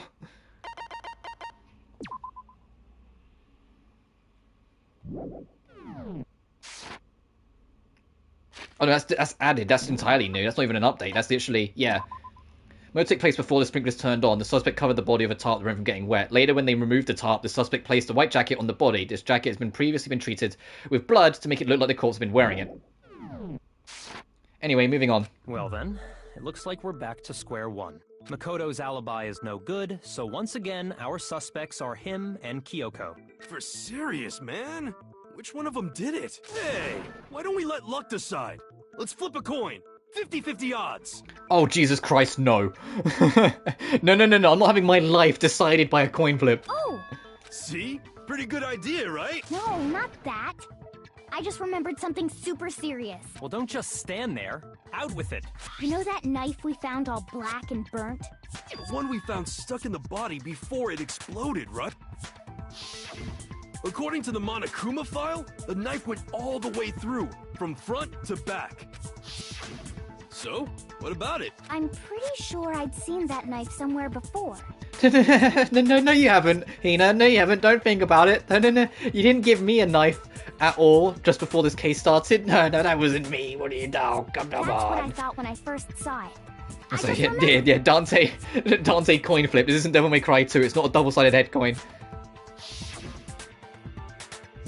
Listen, more important, now that we have the knife, what are we going to do with it? We can't let Toko keep it, that's for sure. We don't know what she might do. I don't want it anyway. What to do? Why don't you hang on to it, Makoto? Me? It's the knife we gave to Makoto? You don't seem surprised. You must have noticed earlier. Yeah. Then why did you hide that fact? It's not that I hid it. It's just...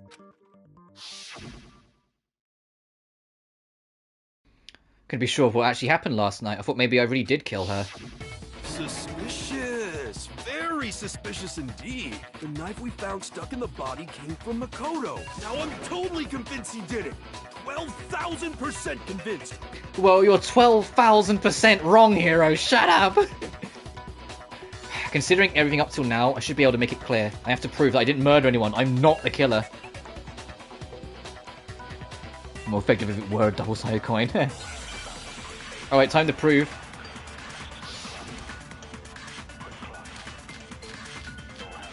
God, fight the 5 bullets. The knife we found lodged We in just the got dead this, so it's body. probably going to be helpful.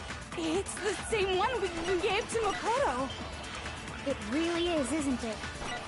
I was afraid of that. If he did have that knife before, then that seals it. Makoto did it. No! Just because I had the knife once, that automatically makes me the killer? Nice defense, Makoto. Well, getting stabbed is what killed her, right? No, it wasn't. No, it wasn't. No, We already not. established that the knife was added after. Wait, hold on. The stab wound isn't what killed Mukuro. I find it aggravating that the guy whose main role was to sit here and say it wasn't me, just believe me, is the first to suspect Makoto. Yeah, that was case 4, wasn't it? Where he was like, no, it's not me. Yeah, it was kind of maybe me. And it wasn't even him in the first place. Because the whole of case 4 is, it's me. No, it's not. It's me. No, it's not. It's me. No, it's not. That should be clear from the description of the cover-up we just heard. Lies! We never talked about what killed her. No, don't you remember? The killer covered the dead body with the tarp, and then put the bloody coat on it, right? In other words, the victim never wore that blood-stained coat until after they were dead. Okay, fine. So what? So, when we discovered the body, the knife had been thrust through the coat along with the body. Yeah, one man, you're one step ahead. Meaning, if she wasn't stabbed until the coat was put on, and she was already dead at that point, obviously the stab wound isn't what killed her. Maybe you stabbed her twice. Once to He's kill basically her the and man once to Shay cover wrote up. the song about.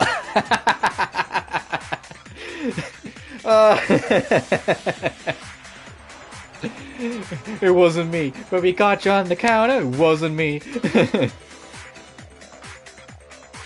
The victim was stabbed in the same spot. No, there's no way that's possible. The file, right? I got it! Yeah. The Monokuma file clearly states that there was only one stab wound. Oh yeah, it sure did. I totally forgot about that. No, Matt, one man, you're not wrong. That's why I was laughing. Then the knife Was just another piece of camouflage set up by the true killer. They probably stabbed her to draw attention away from what actually killed her. Exploding the body afterward was probably meant to do the same thing. The explosion severely damaged the body, making it impossible to know what really killed her. It was all the killer's attempt to destroy all evidence of their crime. So they wanted us to notice the stab wound and then detonated the body afterward. They meant for us to latch onto the knife as the cause of death, then destroy any evidence proving otherwise. Oh, hey, I have a question. It kinda goes back to the beginning, but what's the deal with that explosion anyway? Why'd the body just blow up all of a sudden like that? If you bothered to put that lump of gray matter between your ears to use, you'd know the answer.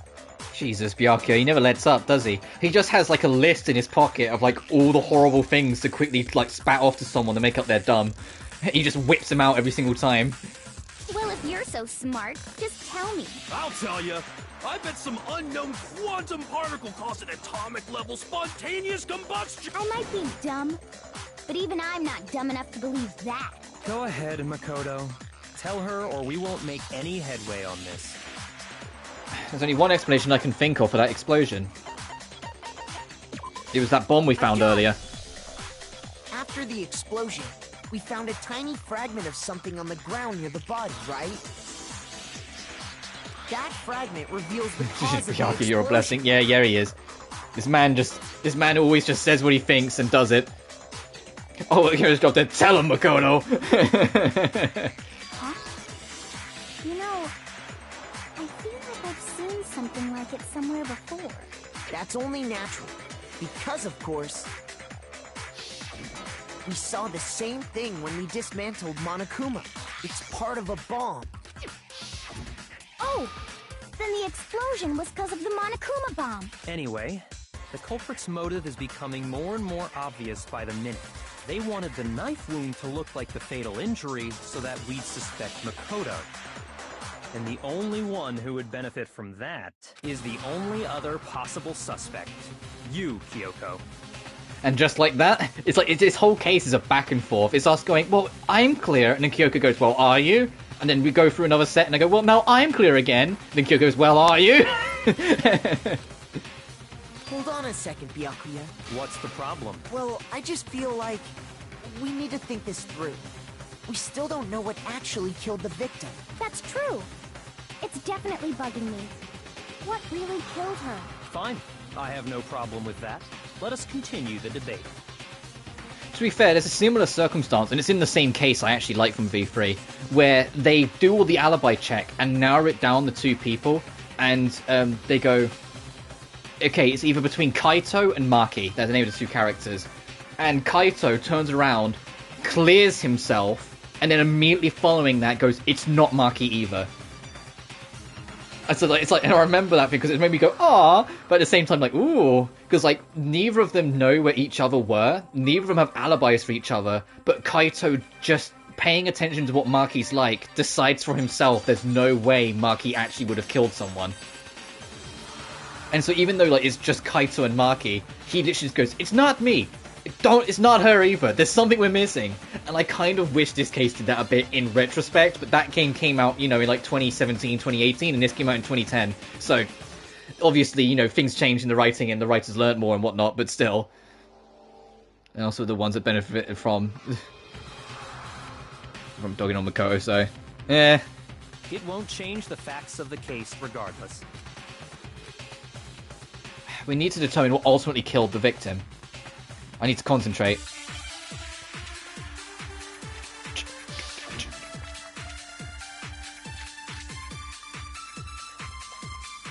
What is the exploded body analysis again? Hang on.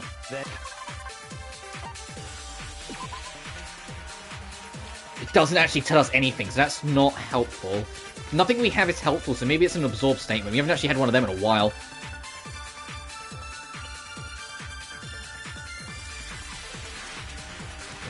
Arguments is really flimsy. Yeah. And in fact, that's what they go into in V3. Everyone's like, that's not, you can't just be like, it's not both of you when you're the only two that does it. And Kaito's like, no, I believe in Maki. Kaito's also a complete bro, to be fair. His biggest strength and his biggest weakness is that he just cares about everyone. To such it's to such an extent he almost always is the one that gets hurt, but it works. Anyway. And shall we continue the debate? Oh jeez. So I need to find something to absorb. Fatal injury has yet to be determined, correct? That I can't absorb that because that doesn't make sense. For sure. Explosion didn't do it because they were already dead. Well, yeah.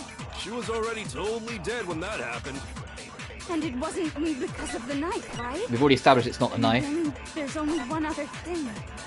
Oh yeah. According to the Monokuma file, that's gotta be it. There was evidence that showed she was hit on the back of her head. I'll take that. And more than that, the victim had suffered countless wounds across her entire body. Maybe you think of it killed her. Then shall we continue the debate? The victim's fatal Injury has yet to be determined, correct?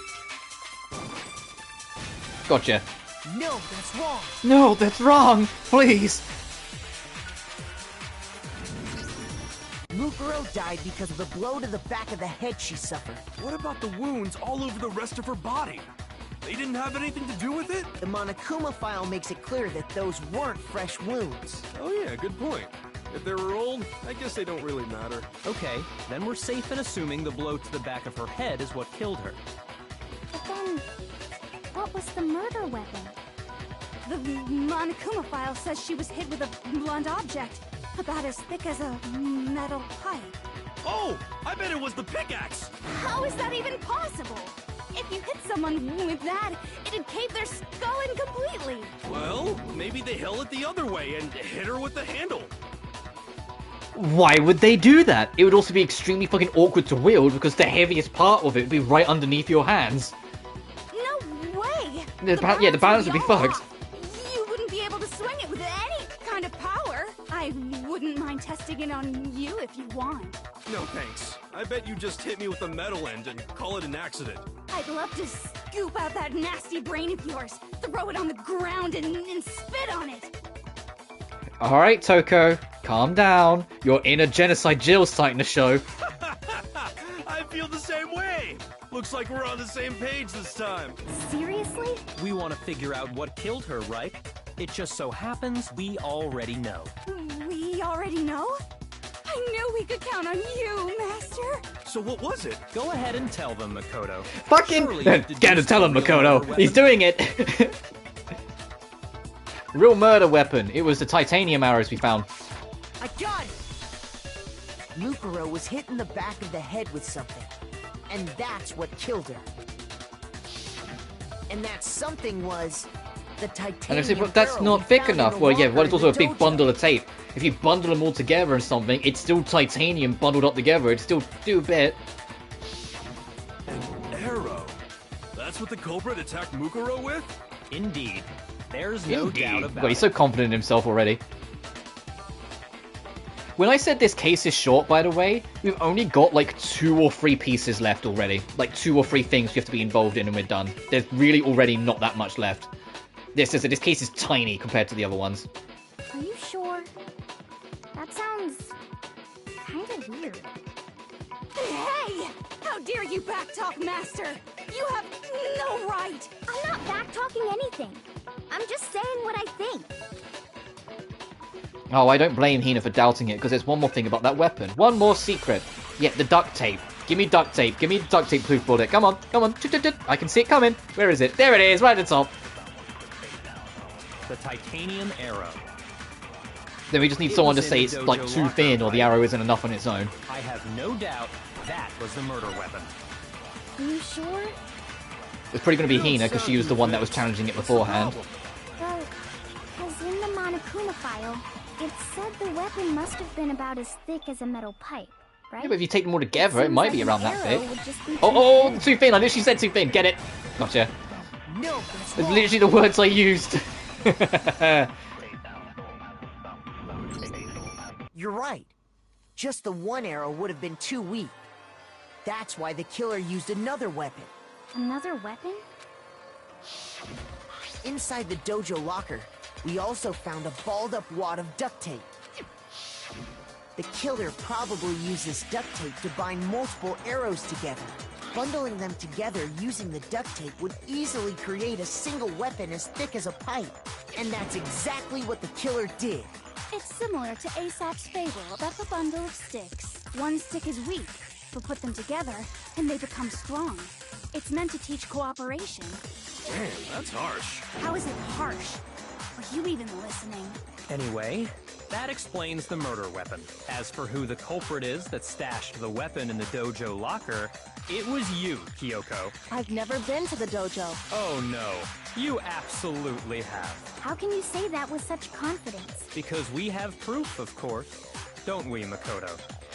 To be fair, at least this time, I understand why Byakuya is saying, don't we, Makoto? Answer them, Makoto. Because he was literally with us when we found the key in Kyoko's room.